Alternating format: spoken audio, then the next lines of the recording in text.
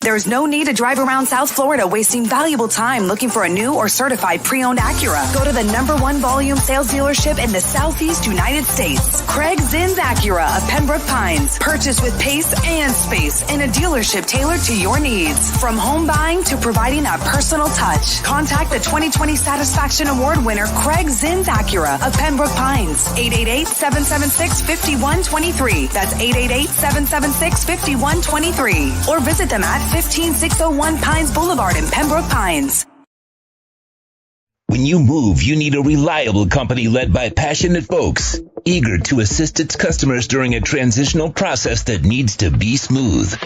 Call Essential Moving Experts at 844-368-5750 for all your local and long-distance moving needs. You can rely on Essential Moving Experts. Mention the Big O Show and get $150 off. Family owned and operated, they offer free 30-day storage, full-service moving, fully licensed, bonded, and insured. Moving was never so easy. EssentialMovingExperts.com.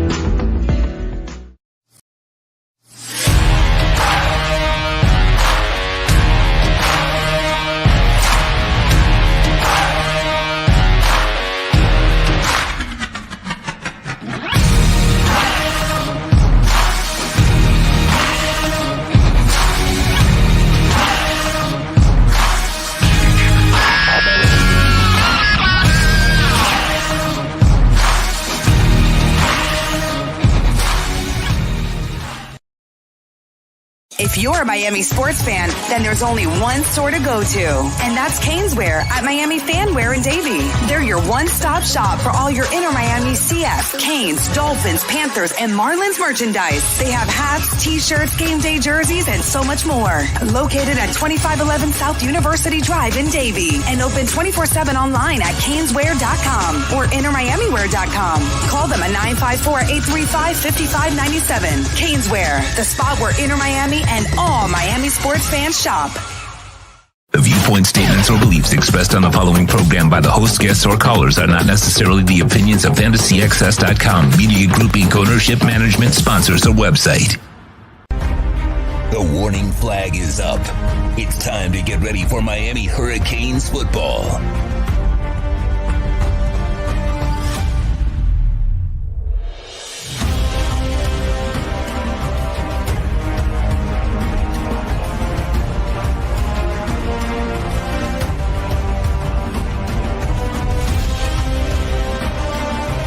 Welcome to the Miami Hurricanes pregame show on the Sports Talk 305 network. The show is mastered by Sean Stanley and Chad Shobe. Here's your hosts, Orlando Alzugari and Mike McCoy.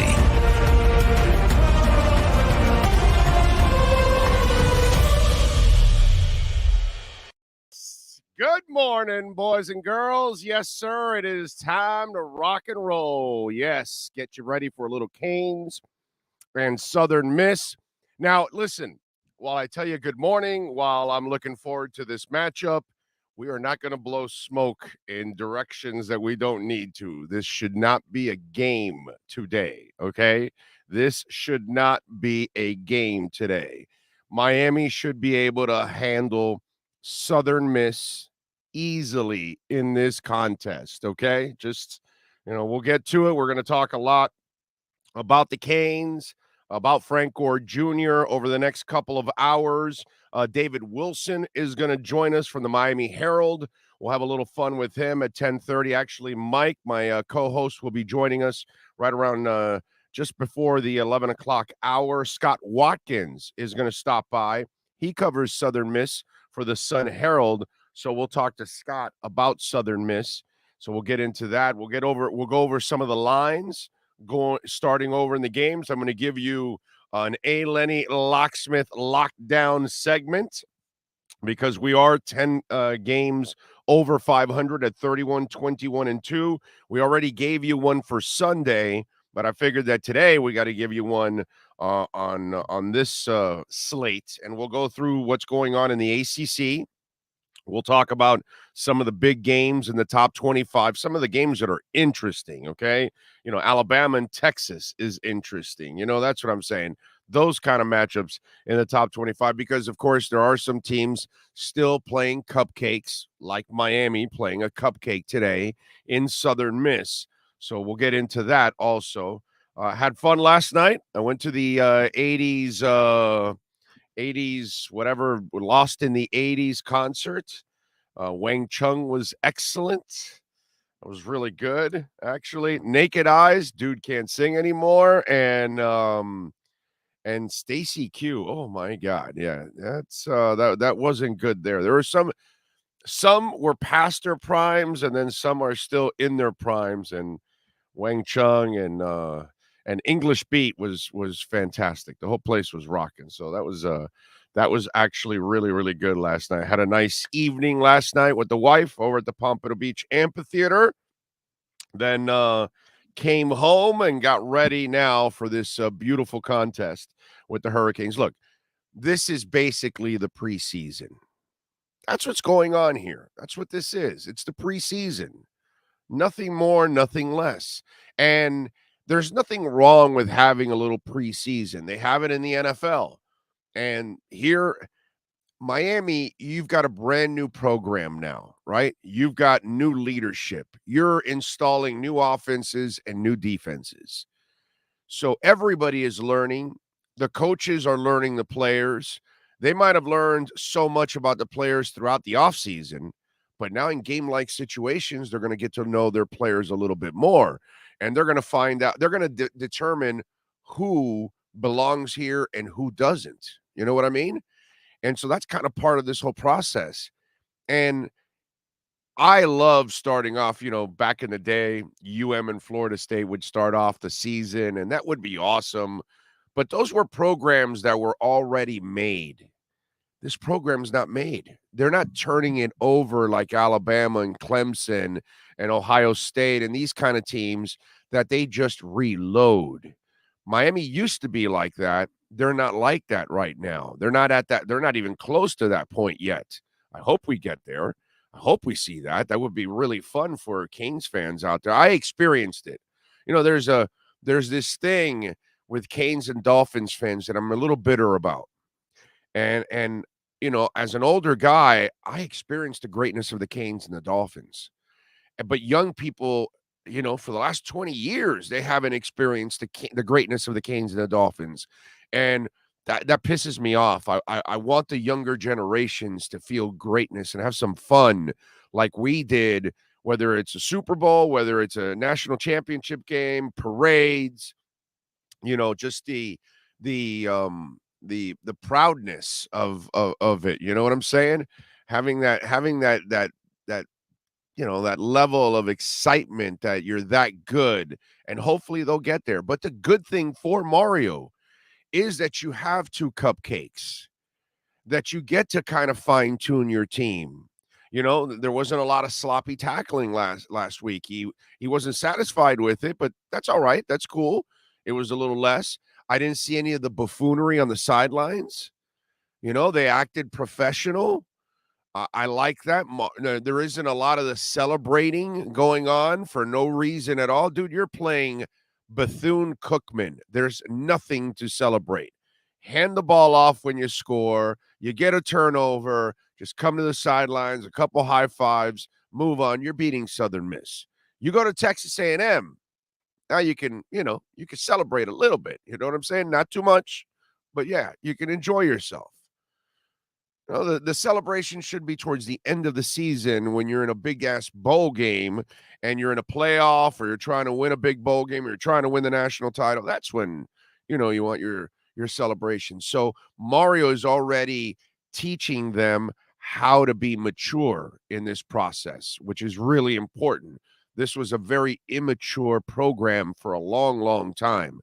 So Mario now has to reinstill that professionalism into them. And hopefully, that's where we start. We're already seeing it. We're already seeing it. And that's the good thing. And now you get two tune-up games before you get to Texas A&M. And we'll have all the coverage for you. We may be at a bar. You never know by next week. I don't know yet. We'll see. But anyway, we'll have some fun with all of this. This is good to build it up, leading up to, the tough part of the season. So, but I'm not going to sit here and tell you, oh my God, this is a game that,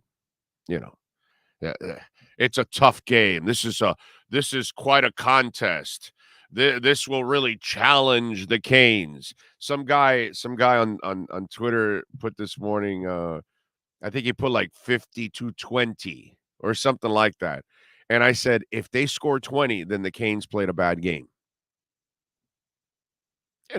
Let's just be honest. If they scored 20, then the Canes screwed up. They had a lot of missed tackles. They had a bunch of bad drives. I mean, last week it was 70-13 against Bethune-Cookman. Look, Southern Miss lost to Liberty last week in 4 overtimes, 29-27. In 4 overtimes, they could muster 27 points against Liberty. Let me say that again. 4 overtimes against Liberty. Their quarterbacks, their starting quarterback was 4 of 8 for 89 yards. They had some injuries too, but still not a guy that, they really trust. Ty Keys, a freshman. What else? Frank Gore passed 4 times. Frank Gore Jr. He was 1 of 4. So he wasn't very good either at passing. Now, he did rush for 32 times, 178 yards and 2 touchdowns. So he did great. Their leading tackler was the defensive back Malik Shorts with 12 tackles, 11 solo. Your defensive back was your leading tackler in that game. I mean, I would love to tell you that this is an incredible test. This is stack the box, stop Frank Gore, and that team shouldn't score anything pretty much today. Let's be honest now. If you're looking at this team for what it is, Miami should dominate today. And in a game where you got to continue to work on your tackling, make sure you don't have the missed tackles. This is great that you're facing Frank Gore Jr. because he's a good running back. So at least you'll get that test. The only problem is it's the obvious. They've got nothing else going on that team at all. Their receivers are nothing. Their quarterbacks are nothing. Their top receiver was the kid Caston last week. 2 receptions, 54 yards. Jacarius Caston. It's not a team that's going to scare you much. And if they do score, again, 27 points in 4 overtimes against Liberty. Yeah, that guy on the Twitter this morning, he thinks they're going to score 20 on the Canes. I'd be very disappointed if they scored 20 on the Canes. And I feel for Frank Gore Jr., obviously, because legacy with Frank Gore Sr., but today it's about shutting down Frank Gore Jr. and making his life absolutely impossible and saying, all right, Southern Miss, what else do you have? What else can you do today? You know what I'm saying? That's really what I want to know. What else can you do? Because I just don't see it. Now, on the UM side, the good thing is, all right, Parrish was awesome. Thaddeus Franklin, all that good stuff. But Jalen Knight and the Rooster is back. So now you get another back in there, and it's really important to get him some playing time this week. Why? You got Texas A&M next week. So you want as many backs as you can possibly have for next week. So this is a good game for Jalen to get some play. This is a good game for Jake Garcia to get a little more run. Tyler should be sitting sometime in the early 3rd quarter. He should be sitting down. Hell, and maybe you control the whole damn half and just give the second half. I doubt it. It'll be that much, but That's the good thing. I'm looking forward to seeing also Jake Garcia play today. And then the other thing is the wide receivers. Outside of Xavier Restrepo, you've got to start developing some other guys. Other guys have to step up in a big-time way, or it's going to be a problem. Because once you start getting into the bigger matchups, this has been our concern. This is why sometimes with some of you fans out there, you got to slow your roll, man. There are some people out there that I think have an incredibly unrealistic point of view of the Canes this year. I got a buddy of mine that thinks they can win the ACC. I'm like, they have no shot at winning the ACC pretty much. Unless Clemson gets, saddled by all kinds of injuries, they should be, the winners of the ACC. They're the better team. They're loaded. Miami's not there yet. They're not that mature at that point. It's just some of you, and see, this is what happens with some fans. You put unrealistic expectations, and when the coach doesn't meet your unrealistic expectations, then you blame it on him when really it should be on you. And this is a developmental year. This is a year where you find out what you have, who sticks, who you're going to put your arm around by the end of the year and say, hey, I just want to warn you that next year, I don't know if you're going to get a lot of playing time. So if you have an opportunity, you may want to seek for another opportunity somewhere else. Doesn't seem like you really fit what we're doing here. And so that's what you do with some of these kids, so you can give them an opportunity to go somewhere else, so they don't just sit on the bench for the rest of their careers and then they're pissed off. And at least you were honest enough with them and you told them. That's what this year is about. Figuring out who stays and who goes, figuring out who are the good players, who's not. And then you've got to continue to recruit to fill the holes that you currently have. I just want this team, what I saw last week, less sloppy play, more professionalism on the sidelines, more discipline from a team, a better coaching staff. That's what I got from the Canes last week. I got what I wanted.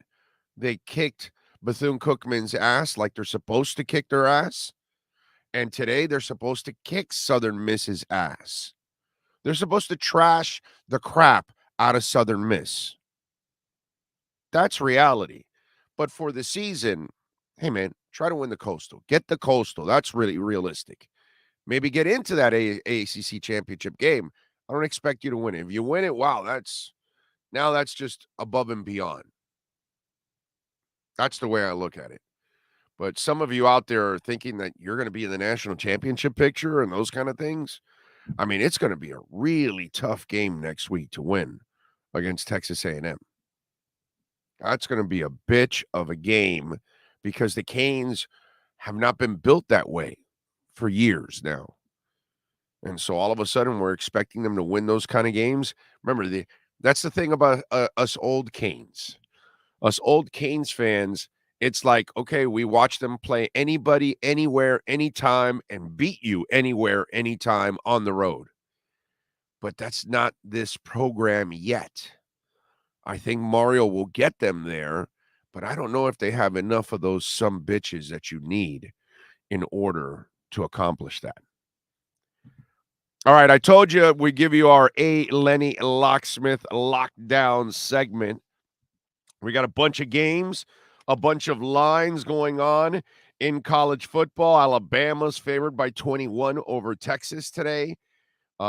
Texas A&M, Miami's opponent next week, is favored by 18.5 over App State. The Gators are favored by 5.5 over Kentucky. There's a bunch of games going on, man. Baylor and BYU is favored by 2.5 over Baylor. Another game at night, USC favored by 9 over Stanford. So what game will we be picking in today's A. Lenny Locksmith lockdown segment?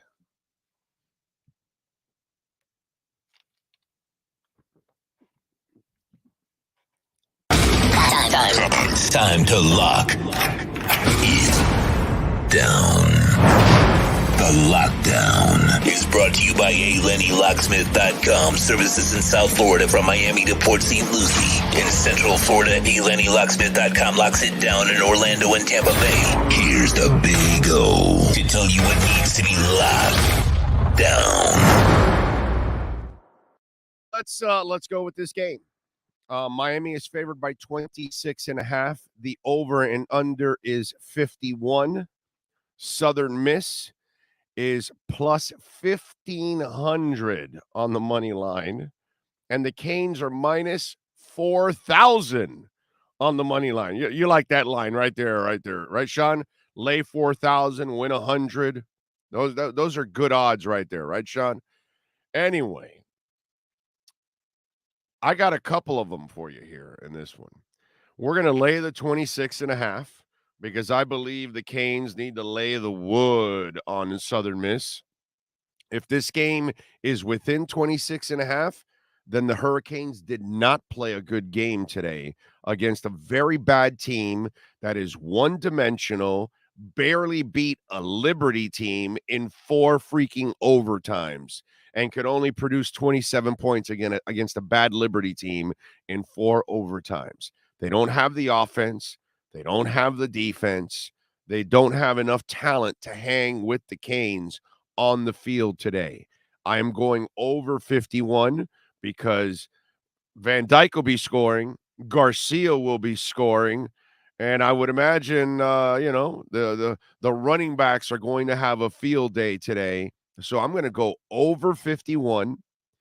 Miami should score themselves alone. They should go over 51. It should be over and under Miami 51, not the game. Not the game. Not the game. So I'm going Canes minus 26.5 and Southern Miss and Miami over 51. That, my friends, is your A. Lenny Locksmith Lockdown segment. The Lockdown is brought to you by ALennyLocksmith.com. Lockouts or lock changes for home or business. Car key replacements and programming. All model cars. 24-hour service. Call them anywhere in South Florida at 855-869-5625. Go to the website at ALennyLocksmith.com where we lock it down.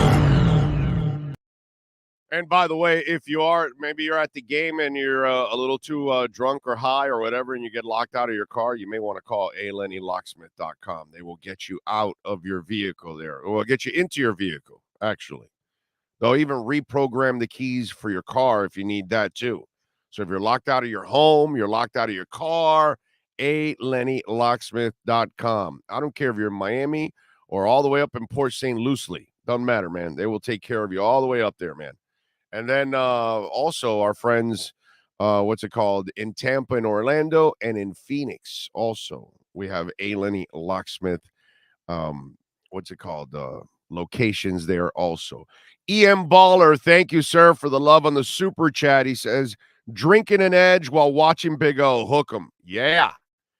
And speaking of Edge energy drink, which, by the way, myedgedrink.com, just like EM Baller went to, you can't get it in a store. You want the finest energy drink on the planet, which is really good for Canes and Dolphins games. You mix it in with a little vodka. I like it.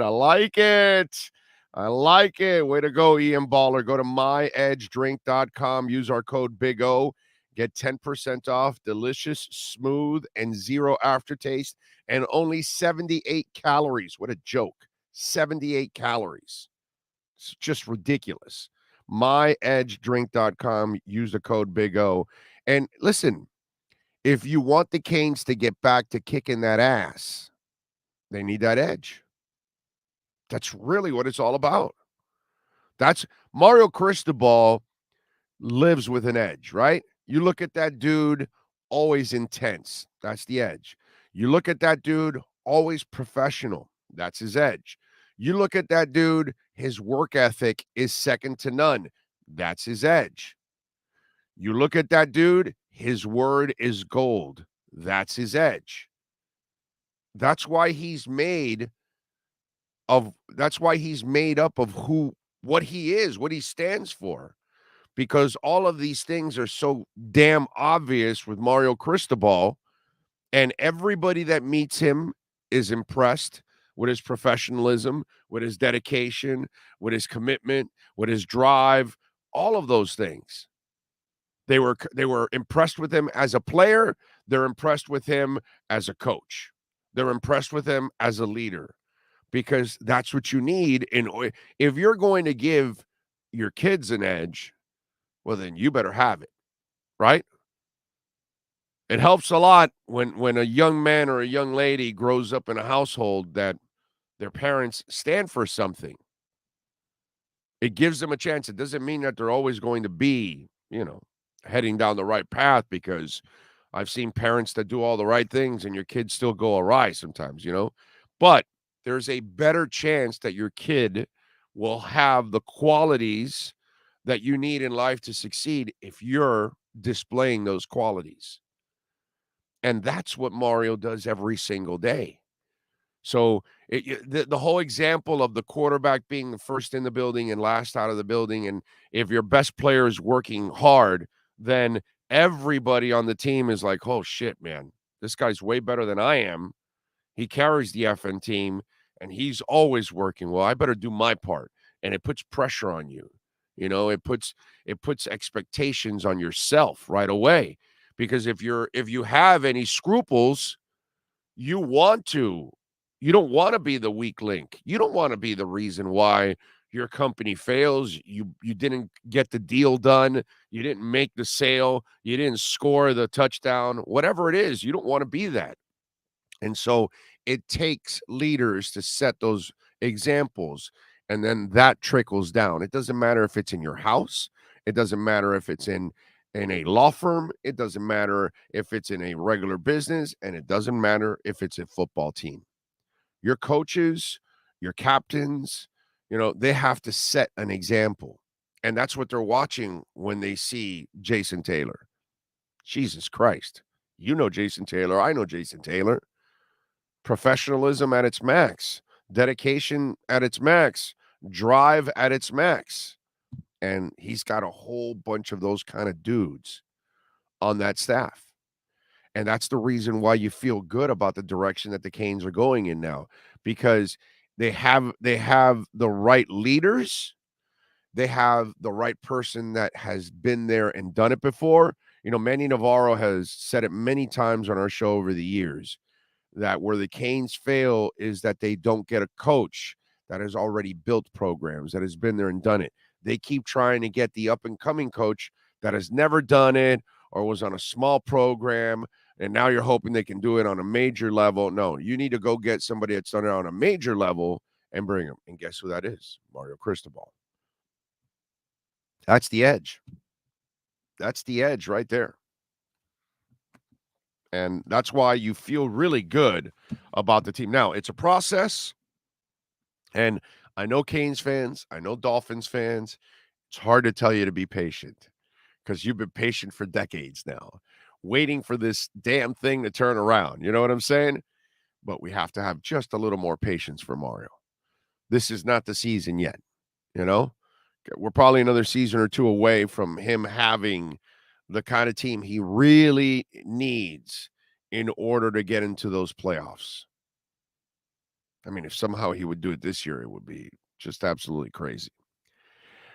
Big O, I never followed college football before. I want to start getting into it. Should I follow the Hurricanes like I do the Dolphins? Well, yeah, if that's your favorite team, hell yeah. Why not? It is a good time it's a great time to get on board with the Canes. Absolutely fantastic time to get on board with the Canes. By the way, FIU is playing Texas State today. Texas State favored by 13.5. The over and under 63. FIU is plus 400. Texas State is minus 500 in the game. And also FAU at 6 p.m. taking Southeastern. FAU is favored by 11. The over and under is 62.5. FAU is minus 390. And Southeastern is plus 320. So we'll see. Hopefully the other teams locally do something. I like FIU's new coach. He's a likable dude. I really root for FIU and FAU, man. I know I'm a UM, obviously hardcore fan, born and raised here. But and my daughter and my wife, both graduates of FIU. So I root for FIU big time, and I root for FAU big time.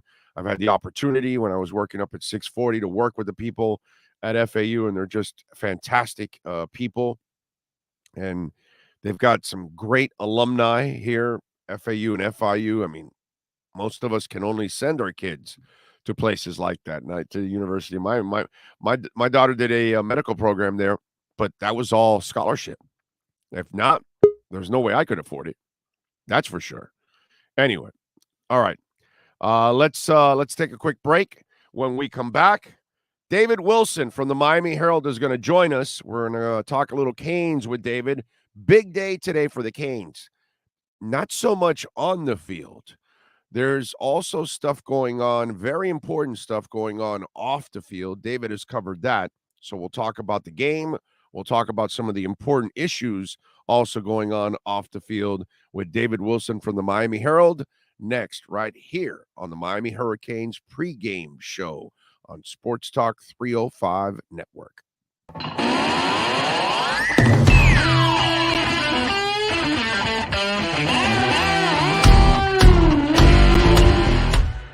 If you're a Miami sports fan, then there's only one store to go to, and that's Caneswear at Miami Fanwear in Davie. They're your one-stop shop for all your inner Miami CF, Canes, Dolphins, Panthers, and Marlins merchandise. They have hats, t-shirts, game day jerseys, and so much more. Located at 2511 South University Drive in Davie, and open 24/7 online at caneswear.com or innermiamiwear.com. Call them at 954-835-5597. Caneswear, the spot where inner Miami and all Miami sports fans shop. When you move, you need a reliable company led by passionate folks, eager to assist its customers during a transitional process that needs to be smooth. Call Essential Moving Experts at 844-368-5750 for all your local and long-distance moving needs. You can rely on Essential Moving Experts. Mention the Big O Show and get $150 off.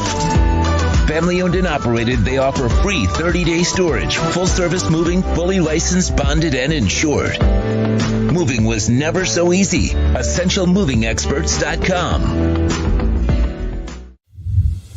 Hey guys, this is Hayden Hurst, NFL tight end. I'm partnering today with Red Recover. We're going to run you guys through some drills.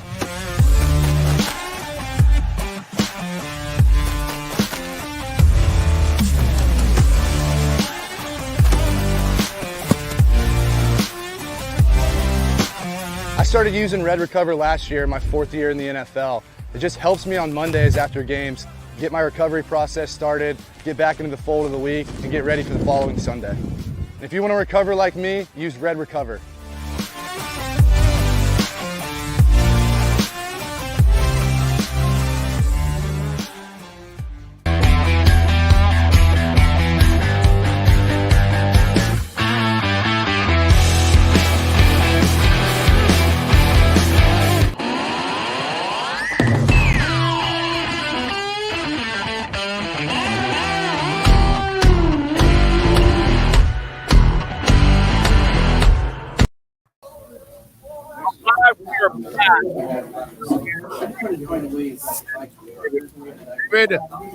Good morning, sir. How are you doing, my friend? Thank you for taking some time.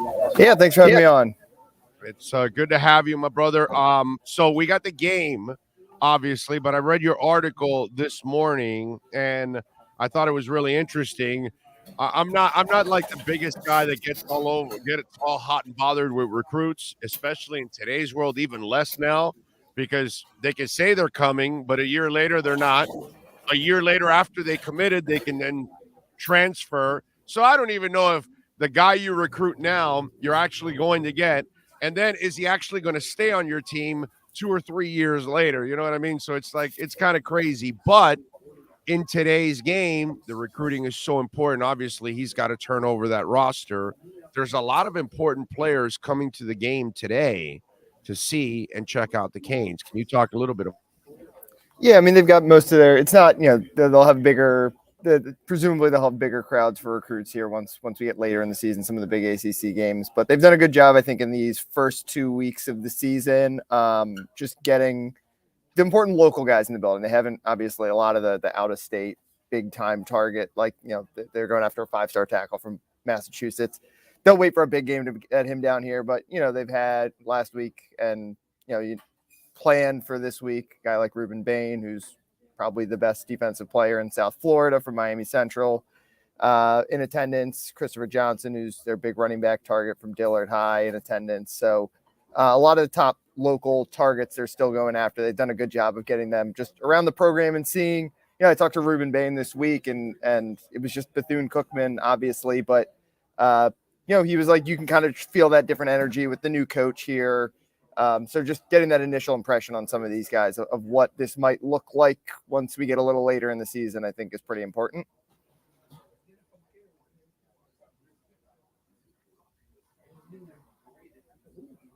All right, David, I was able to listen to your answer because I was able to. I'm watching the live feed. All right. So while I went out on the internet, I was able to go to a live feed and listen to your answer at the same time. So that's good. It was only perfect. Me. Everybody else was listening to you, but they weren't seeing me at the moment. All right, so. Hey, listen, and this is the kind of game, David, I didn't want to blow smoke up people's butts here. This is not a game. You should be able to handle these guys pretty easy. It's one guy. I mean, 27 points last week in 4 overtimes against Liberty. That's not a potent offense you're facing today. Yeah, it's an interesting test. Like, again, like you said, like, it should not be a close game. Southern Miss, I think, was 3-9 last. Like, they were not a good team last year. Lost in week 1 this year. Didn't really score a whole lot, but they're an interesting. Frank Gore Jr., who obviously is the star for this team. He played quarterback at the end of last year. He's 5'8". Maybe an NFL running back. He's a little small, but he's certainly got the production at his level.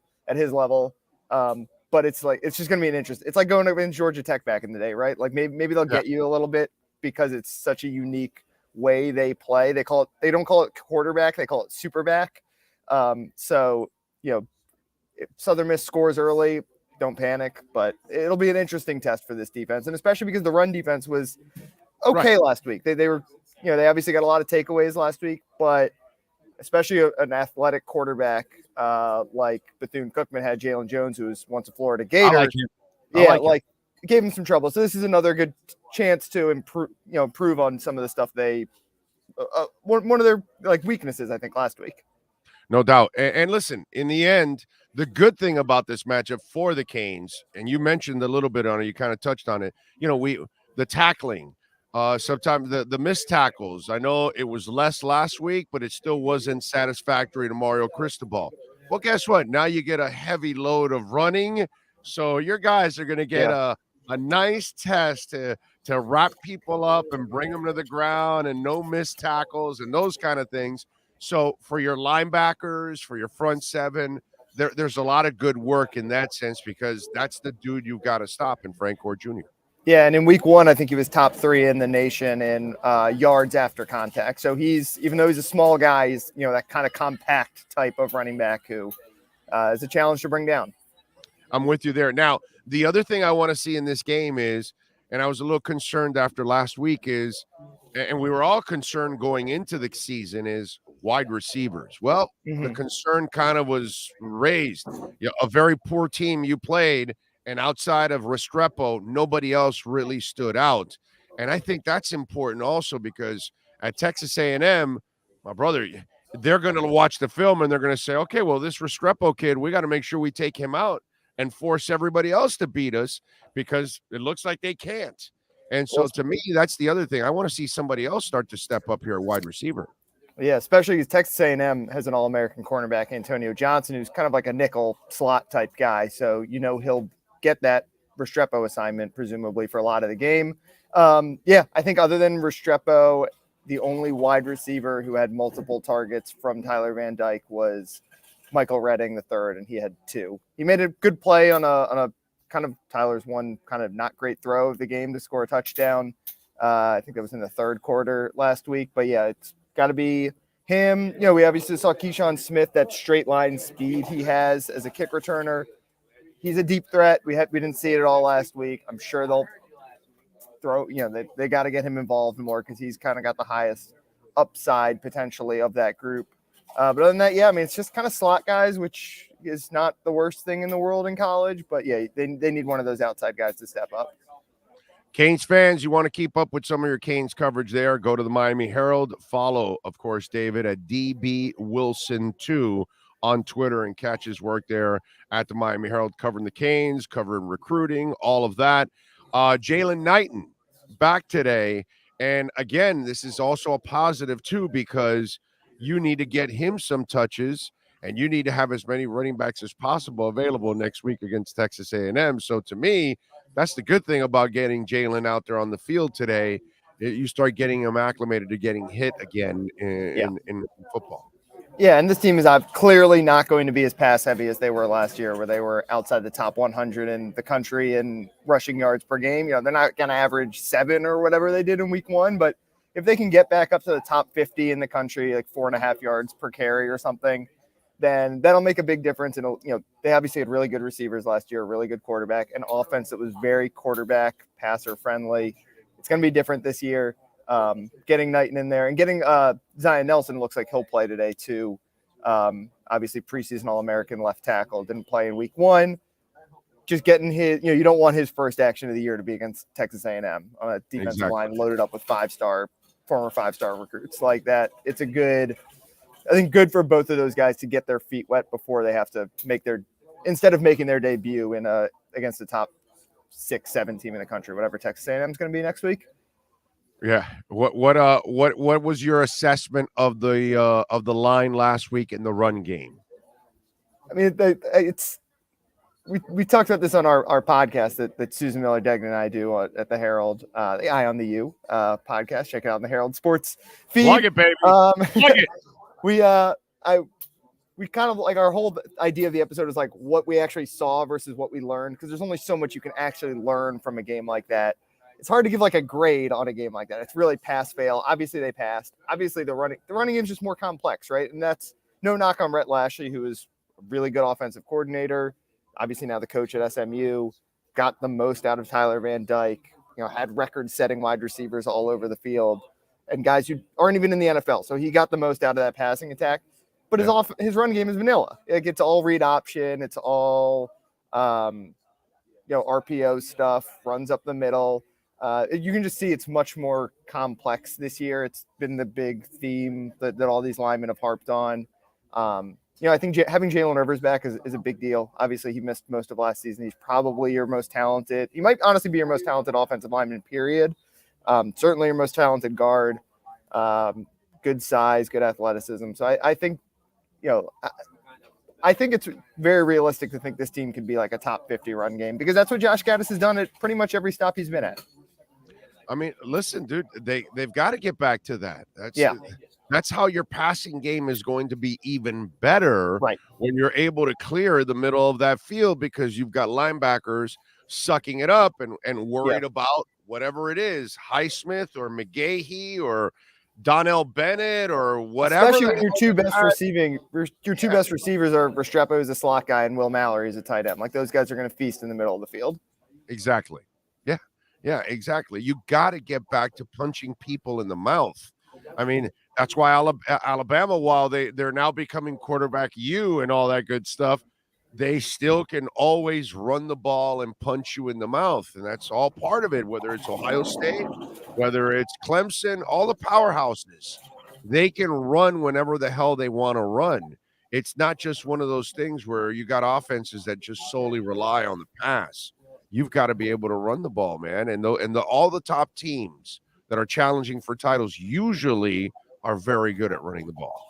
Yeah, and I think they have the personnel now on the offensive line to do it. Zion Nelson's obviously getting early to mid-round NFL draft buzz. Yeah. Jalen Rivers is, like I said, he was a huge recruit for them. Obviously, injuries held him up, but before he got hurt last year, he looked like he was going to have maybe a breakout year. DJ Scaife, who's been here forever and has had his ups and downs, graded out very well last year. I think probably maybe better suited for guards. We'll see with Nelson back if John Campbell goes to right tackle. Obviously, Ja'Kai Clark has started a ton of games now at center. Like, they've got not just experience, but guys who are big recruits who are sort of draft prospects in some of those cases. You know, it's not Alabama, it's not Ohio State, it's not Georgia yet, but that's obviously what Mario Cristobal is trying to build. And I think you can see some of the improvement already. David, I got a buddy of mine that thinks like they can win the ACC and challenge, and I'm like, dude, you're out of your mind. And I go, at the end of the year, you're going to be pissed at Mario when it's your fault because you had unrealistic expectations. Yeah. And for me, the realistic expectations are win the Coastal, dude. Yeah. Win the Coastal, put yourself in the ACC championship game, and that's it. That's it. And if you happen to win it, then God bless you, dude. Then you're the coach of the year is probably what's going to end up happening. But for me, just win the Coastal. If you win the Coastal, that would be very respectable in your first year. And by the way, the last year that you can win the Coastal. Yeah. I mean, they've won it once. Like, you got to start somewhere, right? I always say that with people, but like, you know, I know people watch that Clemson game on Monday and it was not super impressive for Clemson. We'll see if they make a quarterback change at some point. I think Cade Klubnik's awesome. And I mean, that defensive line is just like freakish. And that's where the difference is going to be with them. You know, we'll see what's going to happen next week at Texas A&M, but when you go up against those top 5, 6, 7, 8 teams, those teams that have recruited at a really, really high level for a long time, those are the positions. I mean, they win in the trenches. Obviously, offensive linemen are hard to develop, but those 5-star defensive linemen a lot of time turn into really, really good defensive linemen. So that's going to be, I think, we'll get a good sense, I think, next week of where this team stands in relation to a team like Clemson. Obviously, we'll see a couple of weeks, a month later or whatever. So, but I think, everyone's looking at next week, right? It's like you said, there's not a whole lot you can glean from these first couple of games. It's more about getting ready for week 3, I think. Exactly. That's the way. That's how I started the show. I said, "Hey, man, look, this is great for Mario. He's got a new program. He's installing new offense, new defense. Yeah, you brought in a whole bunch. You don't get a preseason in college football. These games are your right, preseason. dude. Yeah. This is a blessing for him because." You know, I remember years past where Miami and Florida State would open up the season. Yeah, but imagine if his first game was against Alabama, like if he had been if last year was his first year as coach, it would not have been a great situation. No, you want those kind of games when you're a reloading team, but they're not a reloading team. Hopefully yet, hopefully down the line, Mario will get him to that point. When you're a reloading team, you can do those kind of things. But where they're at right now, this is actually a blessing for Mario to get these 2 games in before Texas A&M. There's no doubt. Totally agree. Yeah. All right. What are you working on the Herald throughout the afternoon so Canes fans can check you out, my friend? You know, we'll kind of see where the game takes us. On yesterday, I wrote a story about Frank Gore Jr. coming back home to Miami and talked to Frank Jr. and Frank Sr. about kind of what that's going to mean. And, you know, Frank Jr.'s been a really cool story. He was a really good running back here in high school. Small, didn't have a whole lot of offers. It was like FAU and Southern Miss, and he's been awesome from day one. So obviously we're monitoring to see what he does today. I'll be interested to see, like I said, what Zion Nelson, how much he plays today. Jalen Knight in the same kind of way. And like I said, those wide receivers are the biggest question to me that I think we can maybe start to answer a little bit, just who the guys are. We just don't even know who the guys are. And by the way, do you get the sense that Junior is playing with one hell of a chip on his shoulders because he said as much? Yeah. He said it's not as much about UM not recruiting him. He said no one recruited him, right? It's not like no like how can you be mad at Miami when no one recruited you, right? Right. But he's he's definitely excited. He's cousins with Gilbert Frierson, so he said he's been talking trash all year and wants to shut him up. So hey, it's not like players don't come out of Southern Miss, all right? You know, there's a guy that sends penis pics all over the place, and he came out of there. And I think last time I checked, didn't a great Dolphin corner who is a coach now, didn't he come out of Southern Miss? Did, yeah. Mr. Tan come out of Southern Miss. So, you know, FAU had themselves a nice little running back that had himself a nice little career. So, you know, guys go to the FAUs and the Southern Misses of the world, and they could go on to have a nice NFL career. So, you know, he's all heart, man. You got to love him. Yeah. All right, David, thank you, my brother. Follow him on Twitter at DBWilson2 and catch his work there at the Miami Herald like I and many others do. David, thank you for taking some time, my friend. Enjoy the game. course. Thanks for having me on. You got it. My pleasure. There you go. David Wilson, baby, of the Miami Herald, getting us ready for a little Southern Miss and Miami. This should be a rout, man. This should be, remember, here's the thing. The Canes should be better this week than they were last week. Okay, not only are you playing two easy opponents, but you as a football team, well, now you're getting Zion back and you're getting the Rooster back. So you're definitely better just by talent alone. You're back. You're better, right? But you should be better because now you've got a game under your belt in the new system. You should feel a little bit more comfortable now. You should feel a little bit more confident now. And you should make less mistakes today against this kind of an opponent. And you better try to make less mistakes against an opponent like this. Why do I say that? Because you got one hell of an opponent coming up next week on the road, hostile situation. We'll get you ready for it right here 2 hours prior to kickoff, man. I cannot wait for that one. That's going to be a lot of fun next week because it almost feels like that's when the season starts next week. Manny J. Snow, thank you, my brother, for the love on the super chat. Says, looking forward for a Canes and Dolphins weekend sweep. Amen to that, man. Amen to that. Joseph Castillo says, Restrepo will be scoring. I hope so. I think Southern Miss needs a Lenny locksmith to lock them out of their home. There you go. Razzle Dazzle Crypto is in. Jason Myers says, Frank Gore Jr. is on Southern Miss. Oh, thanks, Jason. We had no idea. That's fantastic. Shabbat Shalom, Orlando. Thank you, Jay. Appreciate it. Let's see. Bass in the today. What is that? I don't know what that means. Bass in the day today or whatever we need to see this kid play. I don't know what that means. Manuel, you're going to have to spell out something that you misspelled there or you're confusing the crap out of me. Gore will throw for a TD today. Bank on it. DJ Ivy will be in coverage. Is that a shot at DJ Ivy? Frank Gore Jr. was like 1 of 4 last week. So he wasn't really a great quarterback either last week. The kid did everything. Poor kid. He's by himself on that team. Like there's nothing else on that team. Don't let anybody else kid you. The Canes should shut these guys down. I mean, ugly in this game. It shouldn't even be close. Well, that's why in our Lenny lockdown segment, we went with Miami minus 26.5 and the over 51. Oh, Wesley Bassaneth, our freshman linebacker. I got you now. All right. You're like messing with me here, bro. You're throwing me a curve there. I'm like, is this like one word all tied up together and all that good stuff? Or is it like 3 words and that kind of stuff? And you're right. The linebackers need to get in there, bro. They need to start becoming studs.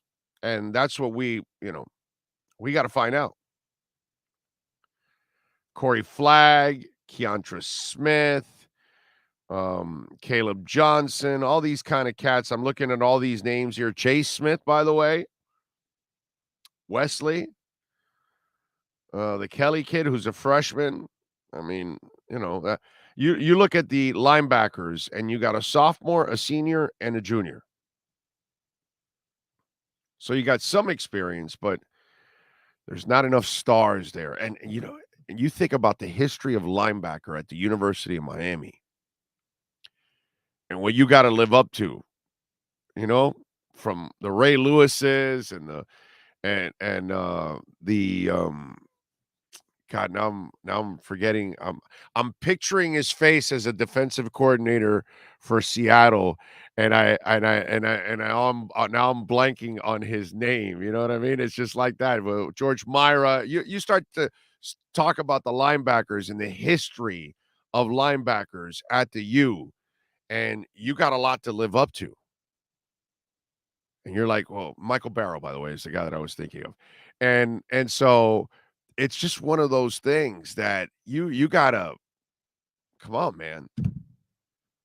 You got to bring it back where you've got nasty ass linebackers playing there, where a Tiger Clark can come off the bench and shine, that kind of stuff. That's what you need on this team. Let's hope so, man. Rohan, huh? Yeah. Little Rohan. I love it. Maurice Crumb Crusher. There's not even a Maurice Crumb Crusher on this team. And the Fly, which was Rohan Marley, right? Wasn't he the Fly? I think that was like his nickname. There's not even any of those kind of guys on this team right now. That's what they need to get to.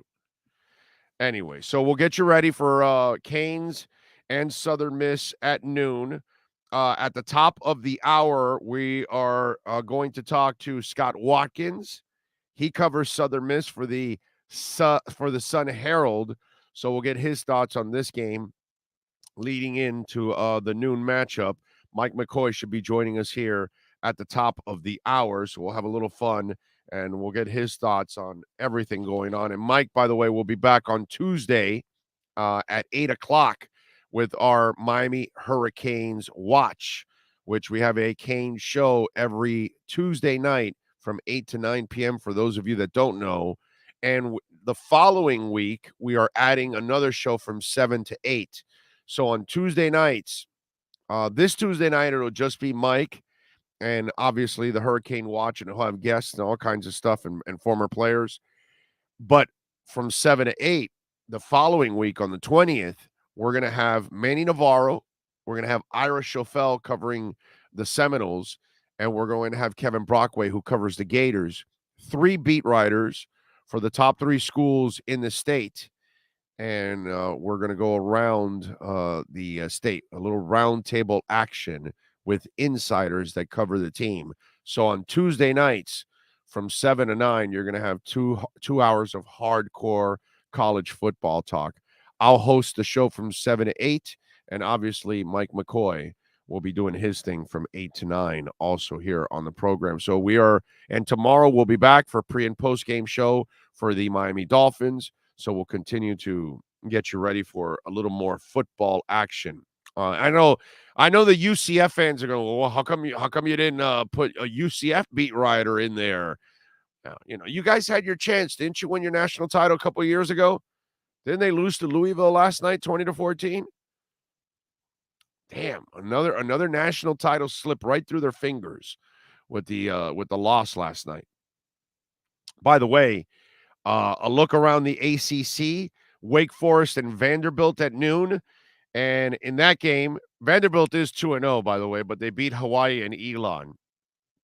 I guess for Vanderbilt, that's still an accomplishment. Anyways, Wake Forest, number 23 in the country. They are favored by 13.5 points. The over and under is 65. Wake Forest minus 460. Vanderbilt plus 370 in that one. And I don't know. I don't even know to touch that game. 13.5 points on the road. Anyway, Charleston Southern is at number 18, NC State. NC State is minus 45 points in this one. They are favored by 45. The over and under is 54.5. So they don't expect Charleston Southern to score a lot of points. That's at 12:30, by the way. Noon, Duke and Northwestern, both are 1-0. Northwestern is favored by 10. The over and under is 57. Duke is plus 310 in the money line, and Northwestern minus 380 in the money line. 10 points is a lot to lay. Kind of like Northwestern this game, but still. Noon, also UNC and Georgia State. UNC is 2-0. They are favored by 7.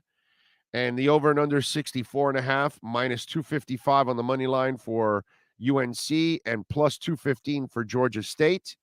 At 3:30, number 24 Tennessee and number 17 Pitt take on each other. Both are undefeated right now.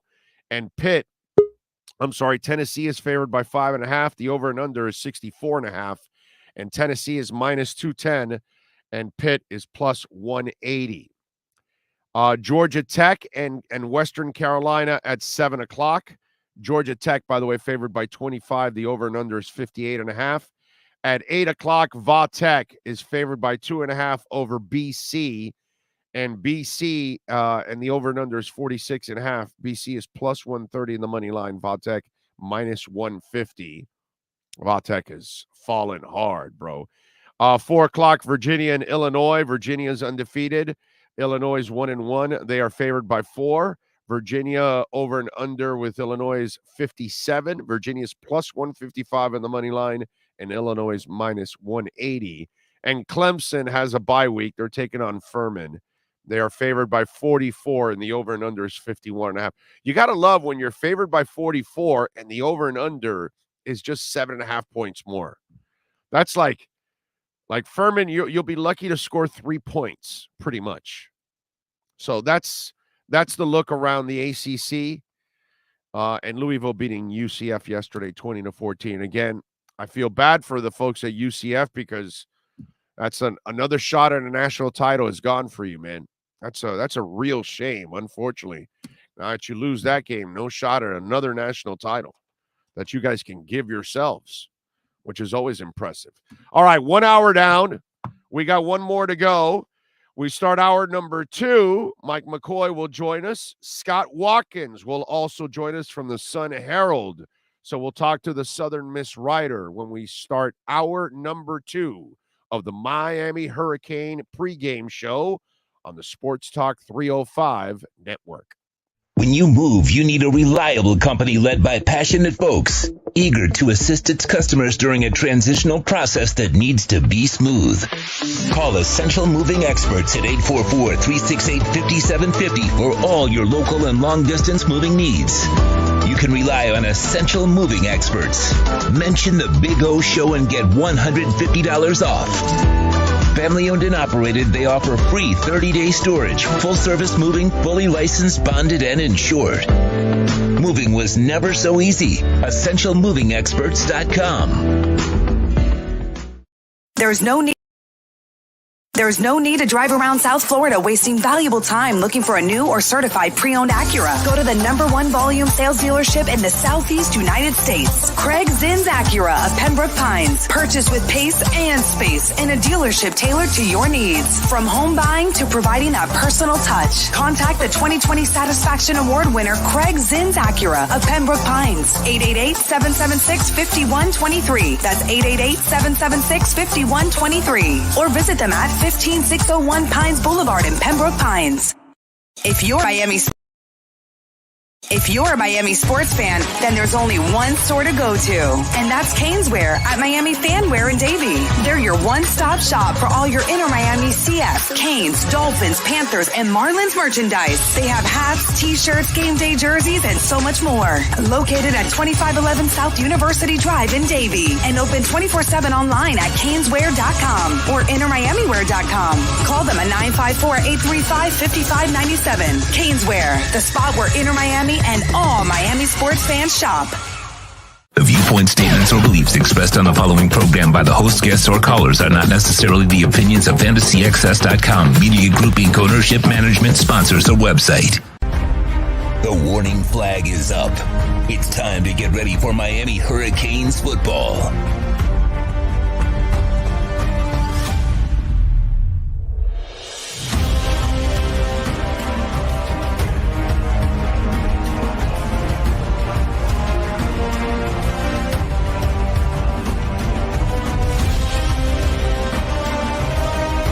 The Miami Hurricanes pregame show on the Sports Talk 305 network.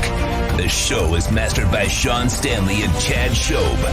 Here's your hosts, Orlando Alzugari and Mike McCoy.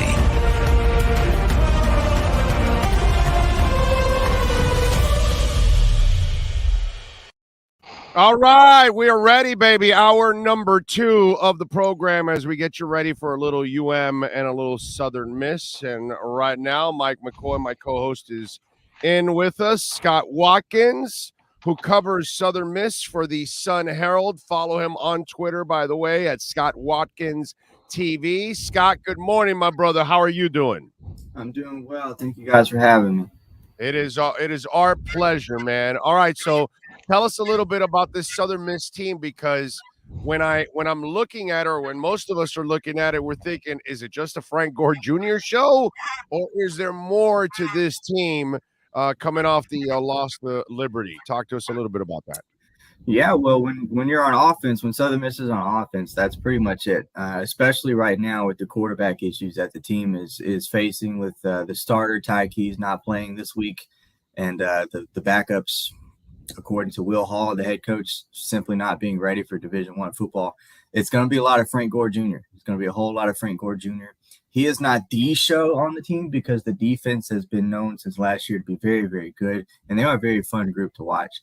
They're very deep at the linebacker group. They have an extremely good secondary. The defense kind of steals the show, but Frank Gore Jr. is absolutely the biggest name on this team. Mike? Thanks for joining us, Scott. So my biggest question would be actually, everybody knows about the progress, and I say progress because it was an early season struggle last year, Miami pass blocking and run blocking all across the board.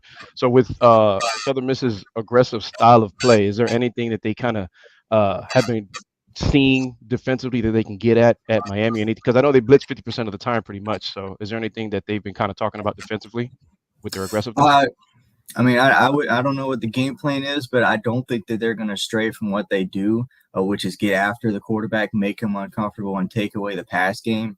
As I've said before somewhere else, they kind of, Austin Armstrong, the defensive coordinator, youngest DC in the country, kind of reverse engineers the process a little bit. Instead of shut down the run, they shut down the pass, and then they key in on the run. And that's kind of how they shut things down, and they caused a lot of havoc. They had a 17% havoc rate last week, which would have been 100 percentile in football last year. So it's what they do. I mean, they cause panic in the backfield, and they'll give up some big runs, I think, here and there. But I think they're fine with that, because when the field gets really short, it's tough to score on them. Is it a defense that takes chances? Is that what you're expecting against the Tyler Van Dyke? I think he froze up. I think Scott froze there. Scott froze, eyes closed and froze. I mean, I would expect them to be aggressive in nature because, like I said, they're blitzing 50% of the time. Well, they have no choice. They have to take chances. They have no choice. They have got to. This is a team that's going to try trick plays. They're going to try all kinds of funky shit today. Yeah, because they have to try anything and everything. They can't stand their mano a mano. And you just heard Scott talk about their quarterback situation. I think we got Scott back now. Scott, let's go back to the question. So are we expecting an aggressive bunch that is going to take some chances? Because I'm figuring you can't stand there mano a mano, so you're going to have to try all kinds of stuff to try to create some kind of an advantage for yourself. Yeah, I don't think that Miami is going to be treated any differently by Southern Miss. I think they're going to, get after it. They're going to, as you said, they'll take risks. They'll take their chances. They did it against Liberty. They did it last year. Doesn't really matter. They got after Bryce Young in Alabama last year. I know the score was pretty rough, but they got aggressive against Alabama, and they'll do the same thing here. I think they feel like that's their strong suit. They probably feel like that's their advantage in this game, is to do what they do best. There's no reason to back down on that just because you're facing Miami.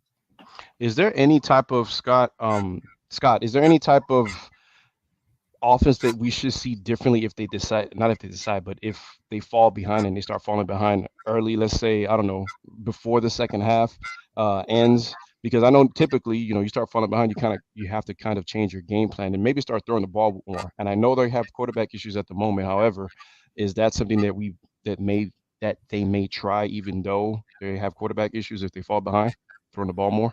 We're going to find out. I mean, the quarterback that they're throwing out there, he has not played a single snap of Division I football. Played high school football just last year. He had his ups and downs in practice. He looks really good in practice. I'll tell you that. He's a very polished quarterback for just coming out of high school, but again, no experience whatsoever.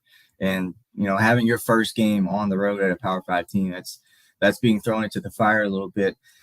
they don't want to fall behind early. I think you're going to see a lot of running. I think you're going to see a lot of super back, and you're going to see a lot of strong defense. You're going to see them fight to keep themselves in the game in the second half in order to open themselves up slowly with the pass game. If they fall behind, in my opinion, it could get rough because this team is just not built right now to play from behind.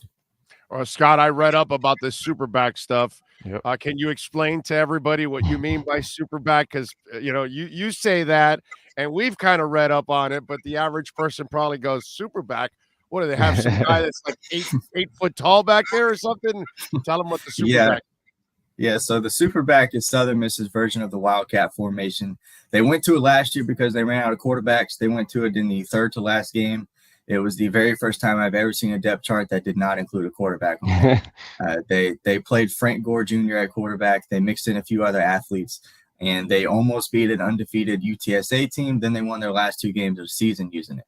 And unfortunately, they had to turn to it again last week after the starter went down, and they used it the entire second half. And honestly, perhaps even more unfortunately, the offense looked so much better when they were in the super back formation than when the quarterback was out there. So that is what's going to happen. They're going to put Frank Gore Jr. at quarterback. They're also going to use 2 other guys at that position as well, and they're just going to run the ball. Frank Gore Jr. is also a good passer, surprisingly, and I don't mean like little pop passes either. This guy throws 40-yard bombs to Jason Brownlee, the top target on his team. So they're going to throw the ball with him as well. That's awesome, Mike. What you got? Nothing. I'm just curious to see like how they respond, because 244 yards on 48 carries. We all know that the game went into 4 overtimes last week against Liberty, but sometimes teams have that week-to-week momentum, and riding the confidence behind Frank Gore, because you got to know that he's hyped. I'm sure Dad's going to probably be somewhere in the crowd. Wonder what jersey he's going to be sporting, maybe a half and half. Who knows how that's going to work? But blood sticker, bro. Blood sticker. He'll be wearing Southern Miss. They got to be riding his emotional wave. He's got to be sky high right now. So, and look, that counts in college football. I don't care what the line is, what the odds makers say.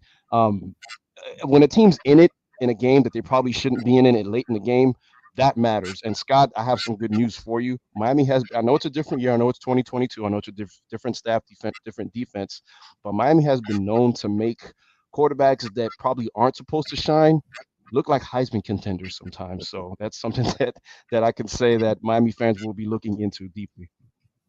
And Frank will be motivated for this one. Oh, yeah. Scott, if they're willing to do the super back, so are we talking about a coach that's going to try all kinds of other funky stuff? Even some, what's it called, fake punt or onside or all kinds of stuff? Are we looking at those kind of trickery plays because of the opponent that they're facing today? Maybe. I know I've always been a big proponent of not doing that in these situations. I know that Southern Miss has a long history of taking down these kind of programs, and I went to Troy University, same exact thing, and they beat schools just running the football. And Troy didn't do anything tricky when they beat Nebraska or LSU. They just ran football. Right. I think Southern Miss needs to do the same thing. They may come out with something new, a new wrinkle, but Southern Miss, they've got a much improved offensive line. They've got a super back formation that works really well. I don't think they're going to move away from that. Maybe if they get desperate towards the end, I'm not sure. But me personally, I hope they don't. I hope they do not try anything tricky. I'm with you. They shouldn't try anything tricky, because that's how you really get yourself in trouble, and you end up burying yourself, and you're better off sticking to the super back and the things that you do and on defense, and do the things that you play to your strengths, because that gives you a chance. And when I was thinking about the super back stuff that you were talking about, Scott, is it also that they're better off that way because it kind of simplifies things for them? Because it doesn't seem like it's as complicated as it would be to running an entire offense. Yeah, no, it is definitely very simple. I mean, it's a few plays. There might be 10 total plays in that playbook as far as the super back goes. But also the reason it works so much better is because, the starter is a redshirt freshman who didn't have spring before last year. He didn't have summer before last year. He took over after the starter got hurt in week 2, I think. played for a game and a half, and then he got hurt. So he has almost no experience coming in, and didn't even get a full half into the season this year before getting hurt again. So it's more of they just don't have anything at quarterback, and they're in a really bad spot. They kind of whiffed in the transfer portal. I know they were going after, they wanted the veteran quarterback in the room, couldn't land anybody. And so that's kind of the situation they're in. I mean, I don't think the simplified playbook may help, but also going with the quarterback is really tough right now because none of them have really any experience. Miami is, they've been in the ACC since like 2004. They've had to deal with a Paul Johnson, obviously not there anymore, a Paul Johnson triple option, wishbone, whatever you want to call it, for years. And one thing that sticks out about that is, you get chunk plays at first 5 yards or maybe even 6 yards. Southern Miss's best defense may be their offense, keeping Miami's offense off the field, moving the ball, matriculating it down the field, because the last thing you want to do is throwing out that defense is out there and in this weather. So that's like O was saying, stick to what they've been doing and stick to what can work, because that's going to be, I think, the best way to win the game for Southern Miss is to keep that Miami offense off the field and keep it a running clock, or keep the clock going as much as you can, because I think it's just going to favor them with the type of offense that they run. And then Miami having to key in on their keys and everything like that. We're going to see how disciplined and how assignment ready Miami is for this offense, because that's one thing that it's going to make you do. It's going to make you have to be patient and play your lanes. I know that for sure. Yeah, that's kind of what killed Southern Miss last year, is the bad offense, being on the field for short periods of time, the turnovers, and then that really hurt the defense, because the defense statistically didn't look amazing, but the underlying numbers were fantastic. You could tell that when put in a good situation, they did well, and that was the case against Liberty. Whenever they had a long field behind them, they shut Liberty down. We wouldn't be having this weird Southern Miss conversation after the Liberty game if it wasn't for the fact that the offense fumbled the ball inside the 5-yard line twice and once at the goal line. Southern Miss probably should have won by 2 scores, 2 or 3 scores, really, because Liberty capitalized a couple times. It's just little mistakes that the offense has been making since last year that has really put this team behind. Today is a really good opportunity to clean those up and see what kind of football Southern Miss can play under Will Hall with an efficient offense that takes care of the football.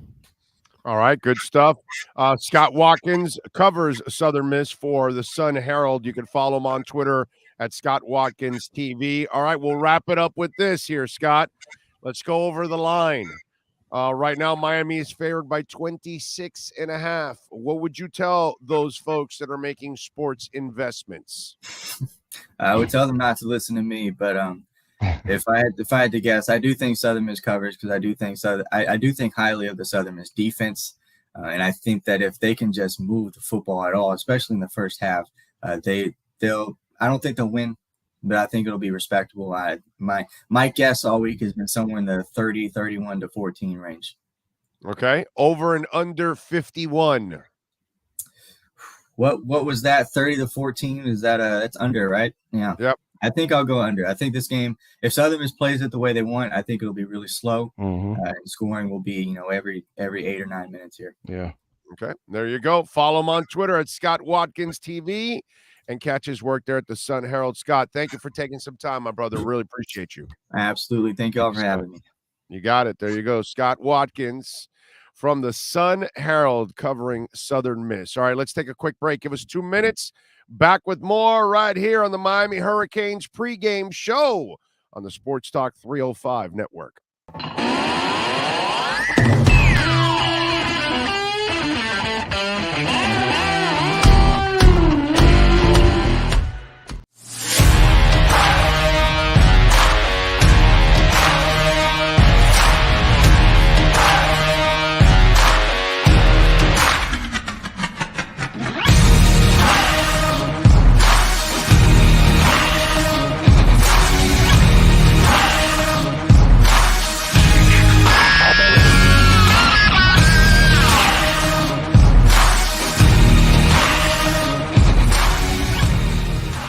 There's no need to drive around South Florida wasting valuable time looking for a new or certified pre-owned Acura. Go to the #1 volume sales dealership in the Southeast United States. Craig Zinn's Acura of Pembroke Pines. Purchase with pace and space in a dealership tailored to your needs. From home buying to providing that personal touch. Contact the 2020 Satisfaction Award winner Craig Zinn's Acura of Pembroke Pines. 888-776-5123. That's 888-776-5123. Or visit them at 15601 Pines Boulevard in Pembroke Pines.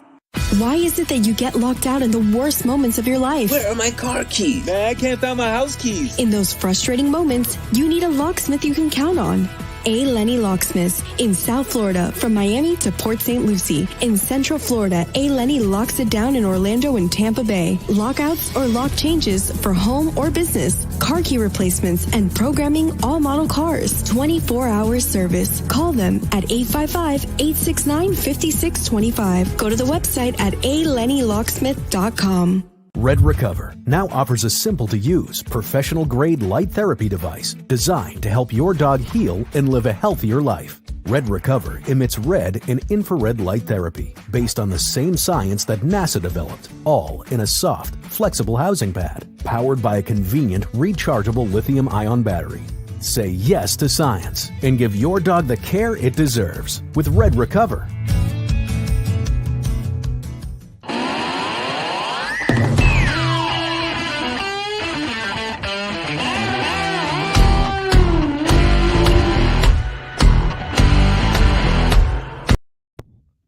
All right, we back here at the Miami Hurricanes pregame show on the Sports Talk 305 network. Don't forget, on Tuesday nights, my man Mike McCoy hosts the Hurricanes Watch, the Miami Hurricane Watch, from 8 to 9 p.m. And this will be the last week that he does solo, because the following week on the 20th, there'll be two shows. There'll be a lead-in also from 7 to 8. We're going to have a college football roundtable with Manny Navarro from The Athletic. We're going to have Ira Schofel from War Chant and Kevin Brockaway from the Gainesville Sun. 3 of the beat writers are in the locker rooms covering the teams, talking to the players and the coaches. And so it'll be a nice Florida roundtable here to talk about all the main teams. And then Mike McCoy will close the night off with a 1 hour of hardcore Canes talk. Lance Leggett, I believe, is going to join you this week, right, on the show? Correct. All right, so we'll have that and other guests also during that time.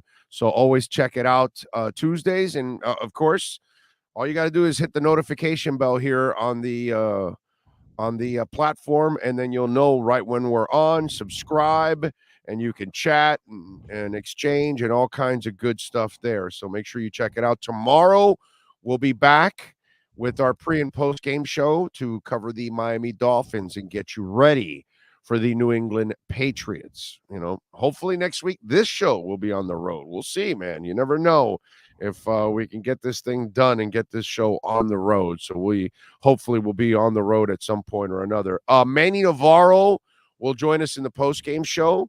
He'll join us right after the game ends. Our post-game show will begin immediately as the game ends. And we go for 2 hours once the game ends. We'll have Manny on. We'll get Mario's press conference. We'll get any of the other sound that we can possibly get for you. And obviously, we'll get the reaction from Mike and myself on the contest. All right, Mike, for today's game, when you're looking at this Southern Miss offense, what are you looking at? What do they need to do? Just stop Frank Gore Jr.? Is it that simple? You talk about what the Miami defense needs to do to stop Southern Miss's offense. Yes, sir. Well, yeah, I mean, we heard what Scott said. They are unfortunately depleted at quarterback. And, you know, the thing that not just me, you and all other Canes fans were looking to see an improvement on was a pass rush that seemed to be non-existent last week versus Bethune at home. Miami doesn't seem like they're going to get a chance to do that. If you look at the box score of last week's game versus Liberty that Southern Miss had, they only attempted 13 passes, and Frank Gore attempted 4 of those 13. So, you know, with that being the case offensively, Miami seems to have their job cut in half. You know, we know that Gore plays that super back. We know that he's going to be hyped.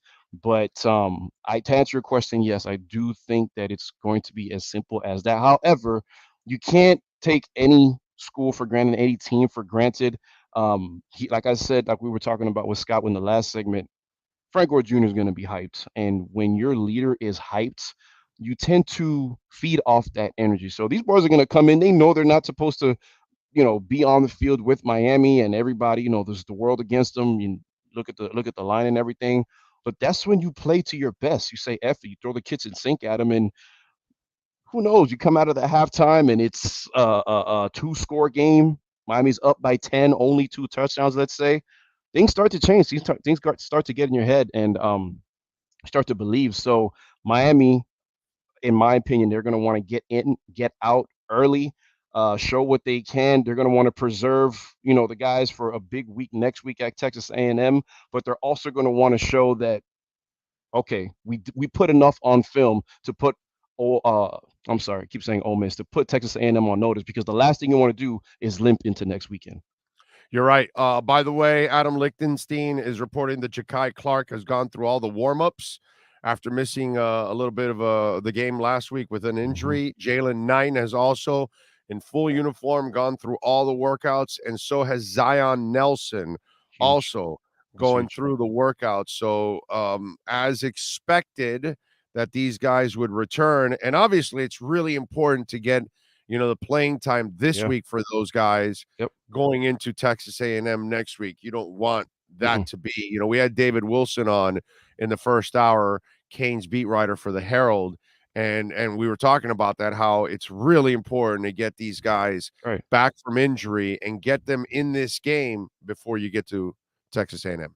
Yeah, I mean, you don't want to go in, cold turkey with no snaps. This is going to be another SEC big-time season opener for Ja'Kai Clark. His very first one was his first game of his career against Florida, up in Orlando in 2019. So this may be his last go-round, you know what I'm saying? And he's going to need reps. He had a scope in the offseason, and I guess it was a little closer to fall. I don't exactly know when it was, but obviously it was close enough to fall camp where he had to take some time off, and that's fine. But it's good to see that he's gone through the warm-ups. Jalen Knighton had a little hamstring a couple weeks leading up to, or the week of, I think, leading up to Bethune, which is why he didn't play last week. No need to play him, and we saw why.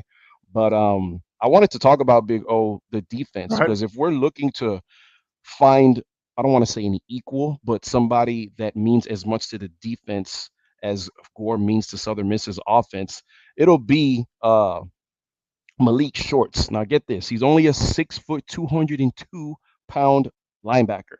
Yes, he's a linebacker, 202 pounds, played running back in high school, but he was recognized by Phil Steele. Anybody that knows anything about college football knows that Phil Steele, that magazine, is like the Bible before college football season starts. Get this, last season in his redshirt sophomore campaign, he was a finalist for the Connerly Trophy. This is the first time I'm hearing about what that trophy is. It's given to the best collegiate football player in the state of Mississippi. That says a lot, considering that you have Ole Miss being coached by Lane Kiffin and, that offense, and we all know what their offense looked like last year. For him being a finalist for that trophy in the state of Mississippi, look out for number 9 in Southern Miss black and gold today, because I want to see what he's about. Undersized, like I said, at 202 at linebacker, and he's going to have to face linebacker. Is he really a DB? They have him listed here at linebacker, I see. Really? Let me see. I thought he was a DB. He had 12 tackles last week, 11 solo. All right. He was their leading tackler last week. Yeah, he was their leading tackler. I thought it said linebacker. You might be right. I'm going to have to go back and check. Does it say he's a DB? Oh, he's a DB. Okay. Well, that makes me feel a lot better. That makes me feel a lot better for him. Leads your team in tackling. That's bad. No, it's bad. It's bad. But thanks for correcting me on that, because if he was, that means you're getting to the second and third levels of the defense on a consistent basis, and those tackles are 7, 8, 9 yards downfield, and so it's impressive for him, but it's depressing for the defense overall. So for me, that to me becomes a positive for the Canes. You know what I mean? Right.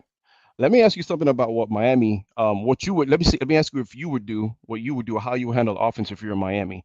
You're probably going to be able to move the ball at will. And remember the whole thing when Chip Kelly was running that Oregon offense, it's like, yeah, he's scoring in 60 to 90 seconds. That's great. But that defense, like they need a blow. Right. So how would you handle things if you were Miami? Would you want to get them in and out and get the second team and third team in as many reps as possible? Or Yes. are you going to want to prolong the drive so you can keep the defense fresh?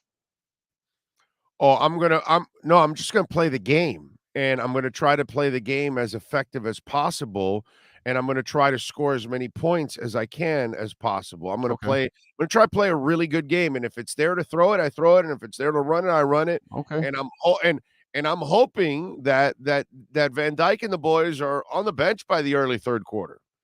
To Because be I'm quite honest, I'd like to see 100%. I'd like to see Jake Garcia and company out there immediately in that third quarter. You know what I mean? I'd like for them now. According to Scott Watkins, he thinks that defense will do enough to kind of make Mm-hmm. this thing interesting. You know what I Mm-hmm. mean? Mm-hmm. And I just, with Zion coming back and getting Jalen back and watching you put up 70 last Yeah. week. Dude, they scored 27 points in 4 overtimes against Liberty. I get it. I'm home. sorry, dude. Yeah, I'm sorry. I don't have a lot of I don't have as much hope as I'm laying the 26. I already laid the 26 and a half, and I went with the over 51 on this one. Okay. Miami Okay. should be over 51 by themselves in this game. Let me tell you what I'm struggling with. I'm struggling with because I agree. I want, half of me says I want these guys chilling on the bench by the time the second half comes out. But the other thing is I want them to get some reps. I don't want them to, because you know how sometimes you underplay your, So there's a say it's catch NFL. 22. There's a catch 22 to that. Yeah. Yeah. Like Injuries. say, that's what I'm saying. Yes. Injury. Yes. Yeah. You're right. That's what I'm saying. Like, do you want to risk the injury? Do you want them to get enough reps to look good and fresh and ready and like get live action for ATM on the road next week? Well, here, this is the way I look at it, Mike. If you play clean football and you're scoring and you're handling your business, then you did your job. Sit the hell Yeah. down. You got nothing else Yeah. to You're right. prove. I don't need you to do it for 4 quarters. Now, if you're playing sloppy football and you're committing penalties and Mm-hmm. you're not, then we're keeping your ass on the field Yeah, you because have to. obviously you need the work for You Texas have to. A&M. But if you're executing and you're missing less tackles and you're playing on a professional level like you were last Mm-hmm. week. Overall Mm-hmm. it was just a much better game Yes. overall. I saw them act like professionals. Yep. They Even when seem they got a organized. little bit out of line, Mario went over and said, "Hey, cut the shit, okay?" And so he kind of ended that like right away, like, no, that clowning and that buffoonery Yeah. stuff that is Yeah. over here, okay? And so I saw a team and they missed. He wasn't even happy with the amount of tackles they missed, Right. but they still missed 11. less than before. That's what I like about today's game because you're facing a really good running back. Mm-hmm. That's test your tackling. Mm-hmm. And I like that for these linebackers. They need to get tested and they No, they do. need to prove that they can wrap up good running backs because the following week they're going to need it against Texas A&M. 100%. And for all the heat that Flag took last week, because he did take some heat, he looked like he was kind of running in mud for a few plays there, but he was one of the defensive players of the game last week. Yeah. So I think as a team, if I'm not mistaken, I read an article on 247. They had like a little preview. I think somewhere in that article, if I read it correct, if my memory serves it right, I'm looking for my notes. We missed 11 tackles as a team last weekend. Yeah, 10 or 11, I think it was. 10 or 11, something like that. So I'm wondering, because what has been the whole issue with Miami fans and, previous coaching regimes here? Sloppiness, bro. Sloppiness. And when something wasn't working, there were no adjustments. So I'm wondering if we're going to see some personnel moves, in certain packages, a little bit more speed on the field at linebacker, maybe some Saints, maybe some Chase Smith. These guys have been making noise in the fall. So I want to see the youth out there. Yeah, no, I'm with you 100% there. No doubt. Hopefully they'll be able to do that. All right. When we start talking about Jalen Knighton back, that's a huge positive to get ready for Texas A&M. You add an extra back to that group going into Texas A&M. I think that's going to be a lot of fun to get Jalen out there, get the rooster out on the floor or out on the field today. Not just an extra back, a speedy back, a versatile back, somebody that can catch the ball out of the backfield. If you want to get crazy with it, you can line them up in the slot, maybe get some jet sweeps. Who knows if they have this version of a super back where we're going to see some direct snaps. We haven't seen that from a Miami offense in a while, but a versatile guy, a smart guy, and we saw how much the offense changed. You saw it with your own eyes. Oh, when he was back last season after, I believe he was suspended the first couple games, and I want to say his first game of the season last year was against Virginia, or maybe it was UNC. But the offense changed immediately. His speed meant so much to the Miami offense that it was definitely part of the reason where Miami had a late season surge. So yes, it's going to be huge. However, you do not, just because he's back, you don't want to forget the performance that the other backs had last week, namely Henry Parrish. He looked really good. I know you liked how he looked last week.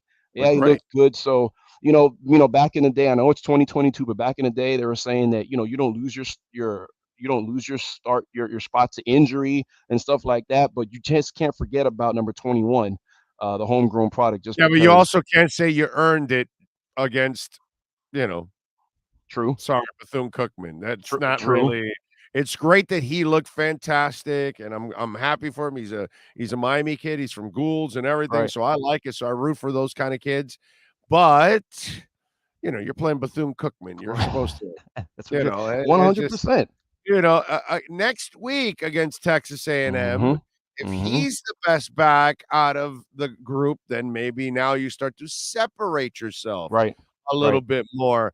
But I don't think there's any separation in games against Bethune-Cookman and Southern Miss. No, separations come in the ACC games or in the out-of-conference games like the one coming up next week against Texas A&M. That's where I give you okay, that respect now. You're really getting it done. So I love what Parrish did. Don't get me wrong, but I can't just anoint you because you were great against Bethune-Cookman. No, that's fair. I got a question for you. I wanted to ask you a question, kind of get your thoughts on something. So I'm going to ask you a couple over-unders because I was thinking about it last night, getting some prep in, and I was wondering. So last week, Tyler throws for 16. I'm sorry, he threw the ball 16 times. You think he's throwing more than 16 times today? Right around there.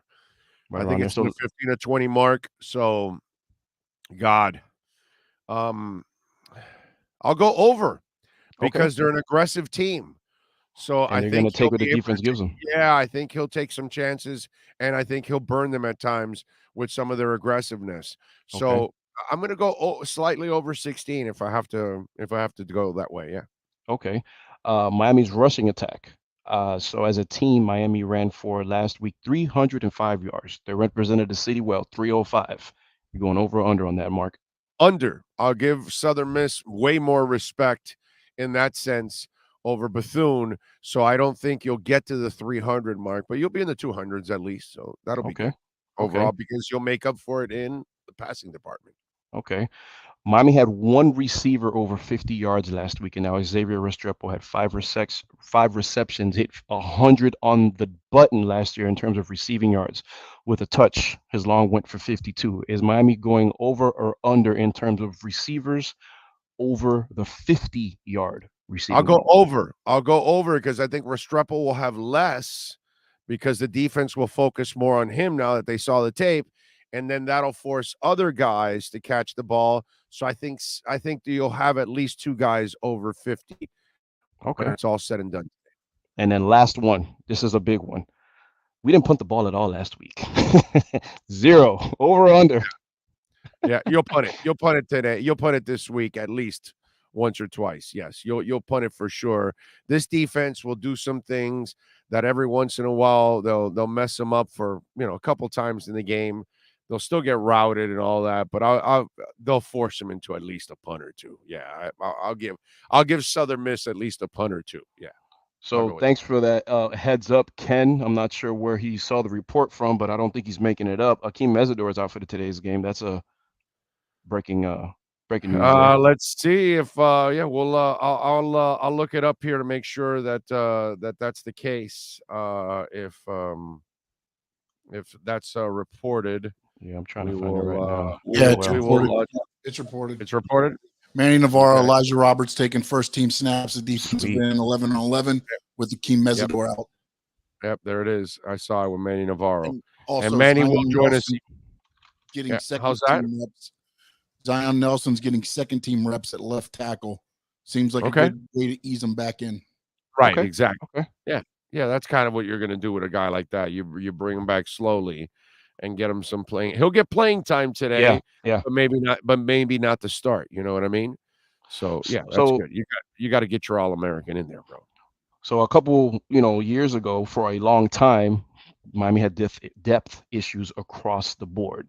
So, all right, what happens when we have a guy in Akeem Mesidor going down today? Okay, who's gonna get go take more snaps? Definitely have depth. We definitely have interchangeable parts along that line. We just saw Elijah Roberts, who's a stud, by the way, from Columbus, homegrown product, Miami Columbus, same school, Mario Cristobal and a bunch of other Canes, Ryan Rodriguez, backup center. The guy can play inside and outside. His parents are beautiful people. Hung out with them last week at the tailgate. And this is a physical kid who's gotten bigger and stronger over the offseason, came in with underrated hype, but anybody that follows high school football in the area knows that this kid was a serious get.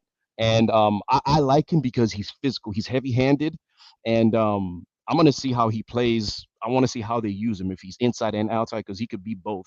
And so Miami's versatility is huge, man, along that defensive line. There's so many types of mixes and matches that defensive coordinator Kevin Steele can throw at you. Miami can come from all over the place. And listen, that's Mario's job now. From here on out is build a football team, and part of that is not just having great starters, but building the depth. We were talking about this earlier on the pregame show, where Miami is, you don't want to play the big game at the beginning of the year against Alabama, Michigan, Florida State, Ohio State, because you're not ready yet for that kind of stuff. There's a new staff, new system. Players are acclimating themselves. So the biggest bonus has been these two games. It's a preseason for them. It allows them to get, when they get to that point that they have the depth that we're talking about, then you can play a big game to open up the year, because the following year you're just reloading.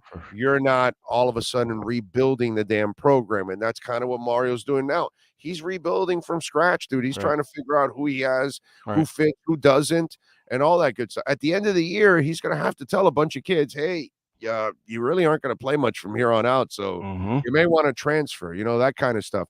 And that's all part of this process. And he's got to build that depth to get to that point where you're like Clemson and you're like Alabama, that you reload. That's what Miami used to be 20 years ago, 30 years ago, 35 years ago. They were the reloading team. They got to get back to that. During the or before the spring, after the spring, whenever it was that you hit the portal, I think like right after the spring game, Miami, there was a mass exodus. I want to say between 13 and 16. It was one of those two numbers. They stick out in my head, but that's how many guys hit the portal for Miami. It was between 13 and 16 guys. So that happened before the season started. There was a recent transfer in, not Malik Curtis, I forget the quarterback that transferred to the cornerback that transferred to Missouri. If Chad can help us, I can't remember the name. Just recently, started a couple games last week. I know who you're talking about, and I'm blanking on the damn name. I know exactly. But there was another one, and so we'll see how many. Like to your point, is what I'm trying to get at. We'll see how many happen, after the end of the year. But then, on the other end of the stick, Miami's going to be aggressive, and Coach Cristobal is going to be aggressive in the portal getting guys, because he makes no bones about this and saying that we're always looking for guys. Okay, we're always looking for somebody that can contribute and help the team. Look at Lucius Stanley, and I keep saying this. Forgive me, guys, on my timeline, my Twitter timeline. I said it a couple times last week. He's the one that reminds me of Damian Berry running the ball, not Henry Parrish. He reminds me a lot of Damian Barry running that ball. Tough inside guy, sneaky fast, but yeah, they're gonna hit that portal hard too, as much as they're gonna tell guys to say bye. Sean, you got the answer? Marcus Clark was the There you cornerback go. that transferred. There you go. Thanks, Sean. I appreciate that, man. Pierre is that's your point. asking, will Miami ever run a no-huddle offense to suffocate opponents due to the better physical conditioning using the heat and humidity of South Florida to our advantage? Pierre, they cannot do that. They're not there yet offensively to do that. They don't have the receivers to do a no-huddle, my brother. They got one receiver. The rest is unproven. 2, Mario Cristobal, no huddle. Yeah. Oh, dude, they're going to huddle, they're going to line up, and they're going to punch you in the mouth, Yep. and they're going to run the hell out of the ball, and they're going to run the hell out of the ball, and they're going to run the hell out of the ball, and then they'll pass. Yep. So you got a more old school approach to football now than you've had in a long, long time, Pierre. So no, this is not Rhett Lashley, my brother. Okay. I know it's exciting to watch. It's for the fans and everything, and the points and the excitement, and it gets the defense. Especially you want to use the elements to your advantage. But Miami is. But yeah, especially if it's working with Coach Cristobal. If it ain't broke, he ain't gonna try and fix it. No, but that's who they're going to be. That's their identity. So Yeah. they're going to fill the needs with that identity. They're going to get giant offensive linemen that can punch people in the mouth. They're going to have a carousel of running backs. And eventually, by the way, you will probably see what you saw at Oregon. You're going to see a quarterback. They don't have one right now in Tyler Van Dyke, but there'll be one that'll pass like Tyler, but will run also a little bit like they did at Oregon. So that element will also come back, but it's not going to be one of those, no huddle and quick offense and all that. That's not where Mario comes from, man. That's not. He's a lineman at heart.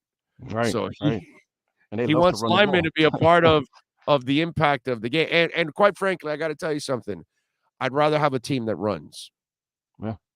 That's all. I mean, would too. look, Alabama has all the titles. Why? Because they can run and they pass on top of playing great defense.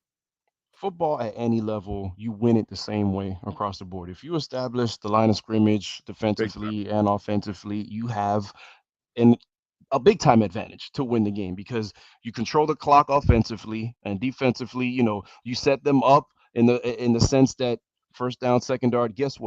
First down, second down. Guess what happens third down? They're predictable. And now you bring out that Porsche defense and, whatever you want to call it, Ferrari defense, and you get your guys, you go get that quarterback. And if you could rush, this is the goal with Miami's defense, if you ask me. We just talked about, how it's an old school mentality. You trying to tell me that Kevin Steele doesn't want to get pressure with 4? He absolutely does. If Miami can get pressure with 4, it's going to be over.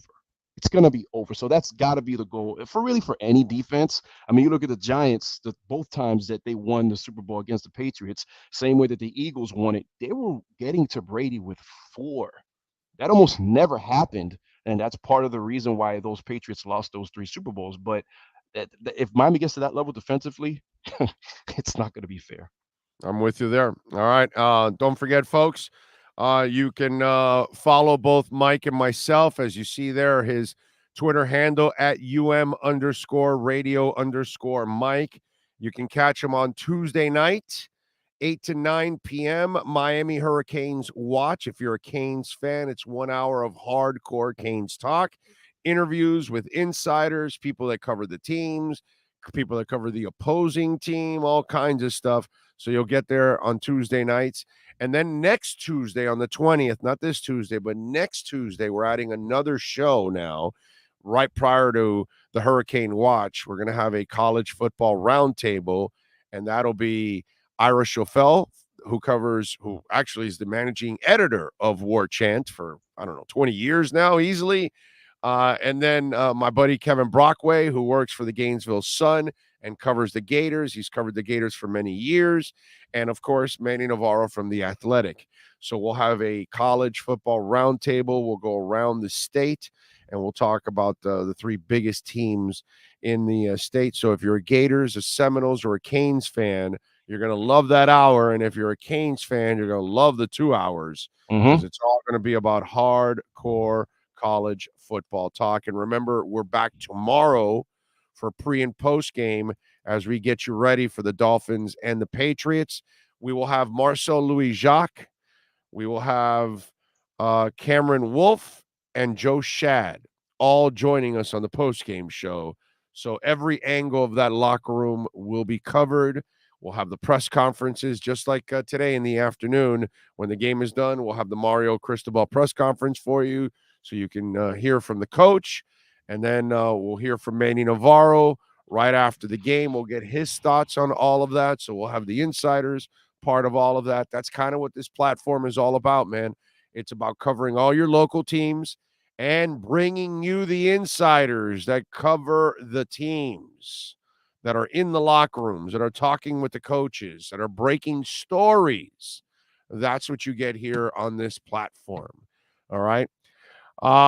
We got it. Now it's time. We're gonna play a little game that you and I are gonna have some fun with every week. And it's the top 25 college showdown. And what we do is I get a couple of games that are in the top 25, and we go against the number, and we have to pick the number and the team. So first up, we're going to go with number 1 Alabama taking on 1-0 Texas. In Texas, but they're favored by 21 points. The over and under is 64.5. Mike McCoy, what do you say? Where are you going? Said they're favored by 21. The over under is 61.5. 64.5. 64.5. Ooh. Cheating yourself out of 3 more points and making an even harder decision. I'm taking the under. I don't think it's going to be. That's your I pick? don't think it's going to be high. Yeah. Under 64.5. You're going. Yep. Okay. I am. All right. I like it. I am going Bama minus 21 on that one. All right. A 3:30 game. Number 6, Texas A&M, Miami's next week opponent, who is 1-0, taking on App State, who scored about 4,000 points against UNC, I believe, last week. Yep. Texas A&M at home is favored by 18.5. The over and under is 54. What say you, Mike McCoy? I'm going over 54. You're going over 54. Over 54. For a lot of reasons. Right. Yeah, me too. That I am also going over 54 on that one too. I don't think Texas A&M's defense is just going to shut down App State. So I am with you on that one. At 3:30 this afternoon, number 19 Wisconsin is taking on Washington State. Both are undefeated. So the Cougars come in undefeated, but they are dogs. Wisconsin is favored by 17.5 points at home, and the over and under is 49. What say you, Mr. McCoy? I'm going to take the under. I think Wisconsin covers. I'm going to take the under. That's smash mouth type football. I think they're just at home. They're going to want to stick on that. Last week, their running back, 14 carries, 48 yards, 2 touchdowns. I'm going to take the under. Under 49, Washington State and Wisconsin for Mike McCoy. All right. I like that. I am going to go Wisconsin minus 17.5. I'm going to lay the wood on that one. I think the Cougars are going to fall short on the road. I think they will wilter on the road. All right. At 7:00, big SEC showdown. Number 20, Kentucky, who is playing much better football over the last few years. They have become a football program, not just a basketball program, and they're getting guys drafted into the NFL too. Taking on number 12, Florida, who had that terrific win last week, and obviously the quarterback was just a star last week. Both are undefeated. Florida is favored at home over Kentucky by 5.5 points. The over and under is 51.5. What say you, Mr. McCoy? I'm gonna go over. I think we see a lot of points. You're a total honk here. So you're going over. Yeah, you love over and unders. You lay no points. Okay, over and under in Kentucky, Alabama. Florida. Kentucky, Florida, right? Yeah. Okay. All right. I'm gonna go actually Kentucky, and Okay. I'm gonna take the 5.5 points. I think I can see Kentucky that. has I can see where actually they given Florida some problems lately, and I'm not saying they're gonna win, but I think it'll be a close game, and I think I Kentucky do will too. make it respectable. So I'm going to take the 5.5 points here, and I'm going with Kentucky in this one. All right, 7:30. Number 10 USC taking on Stanford. Both are undefeated. USC is favored by 9. The over and under is 67 points. What say you, sir? I'll take the points. You're taking the points? Yeah. So you're going Stanford plus 9. Yeah. Okay, yep. Stanford plus 9. I am going under 67 in the USC Stanford game. Okay. All right, 7:30. Arizona State undefeated, 1-0, visiting number 11. Come after me. I'm a man. Yeah. 55. Oklahoma State is 1-0. Now, the coach, the man with the mullet, is favored by 11.5 points. The over and under is 58 in this Pac-12, Big 10, Big 12, whatever the hell is left matchup. Right. What do we got? I'm going over. I think there's a lot of fireworks in that one. I'm going over. What is it? You said 67? 58. 58, sorry. Yeah, I'm going over. Okay, over 58. Oklahoma, Arizona State. I am going to go OKC minus 11.5. I don't think Arizona State is very good this year.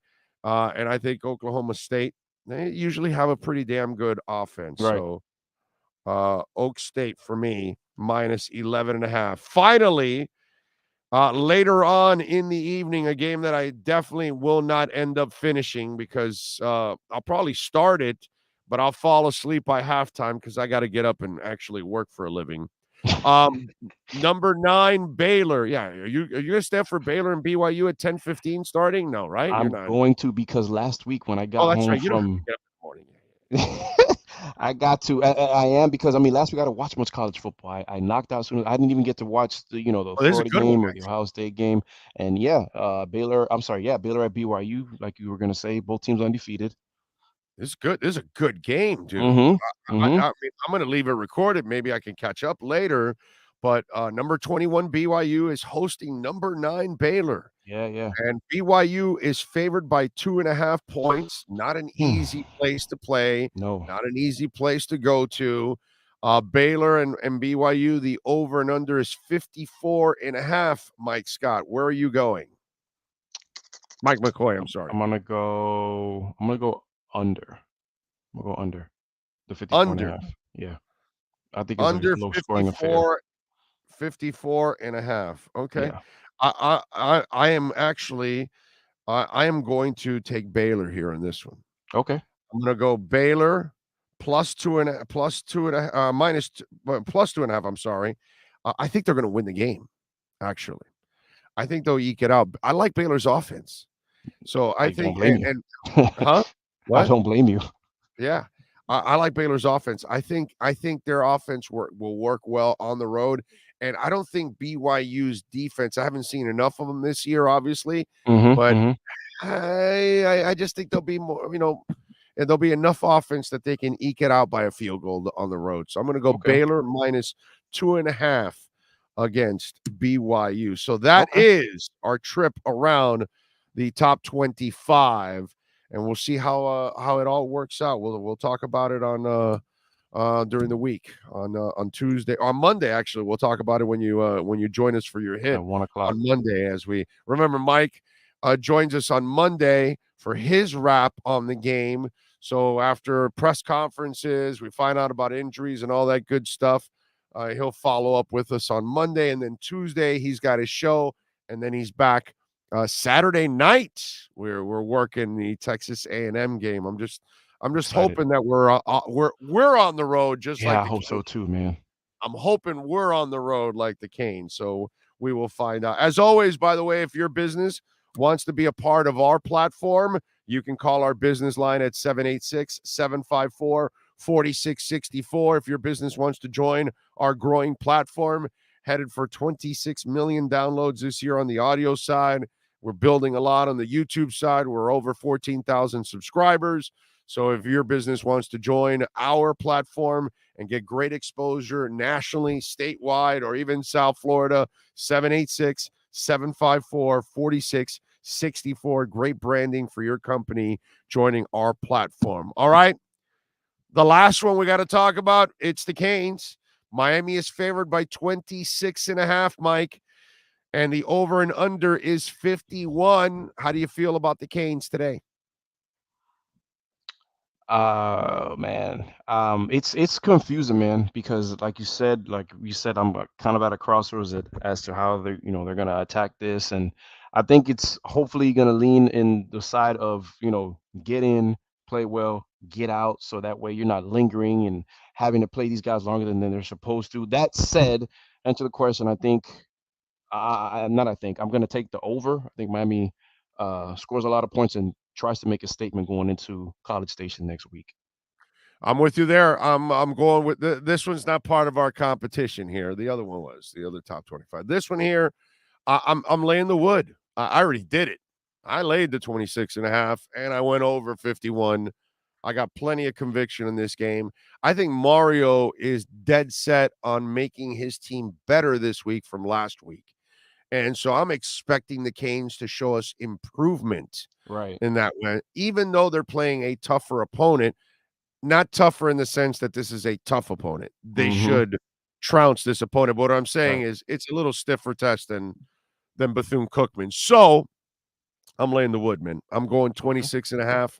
I think they'll win by 30 or more easily, and they're going to go over 51 in this game. Right. Southern Miss will get, 6, 10, 12 points, and then obviously Miami's going to go 50, 60, 70 points in this game. You can't let up if you're Mario, because you're trying to find out about everybody. Right. First team, second team, third team. You're trying to find out about everybody. Combinations. So you want everybody to block. You want everybody to run. You want everybody to catch. You want everybody to score. Exactly. That's the way you're looking at it. There's no sympathy or anything for the other side. You got to worry about your team. And then the thing is, I keep saying Ole Miss. Damn it. Southern Miss is so one-dimensional this week that it should make things so much easier on both sides of the ball, especially defense, that this should be no contest by halftime. You got it. On behalf of Mike McCoy, David Wilson, Scott Watkins, Sean Stanley, the man that masters all of this, and Chad Shobe, of course, helping us out. We will see you when the game ends. Immediately when the game ends, we take the air, and we will be right here on the platform ready for the post-game show. Manny Navarro will join us. We'll have all the post-game press conferences ready for you. We will see you in a couple of hours. Go Canes. This has been the Miami Hurricanes pregame show on the Sports Talk 305 network. The show is mastered by Sean Stanley and Chad Shobe. Please subscribe to our platform by searching Big O Radio Show on all digital avenues. We'll be back with a complete wrap-up of the game once the last second ticks off the clock. Thank you for your support and enjoy the game.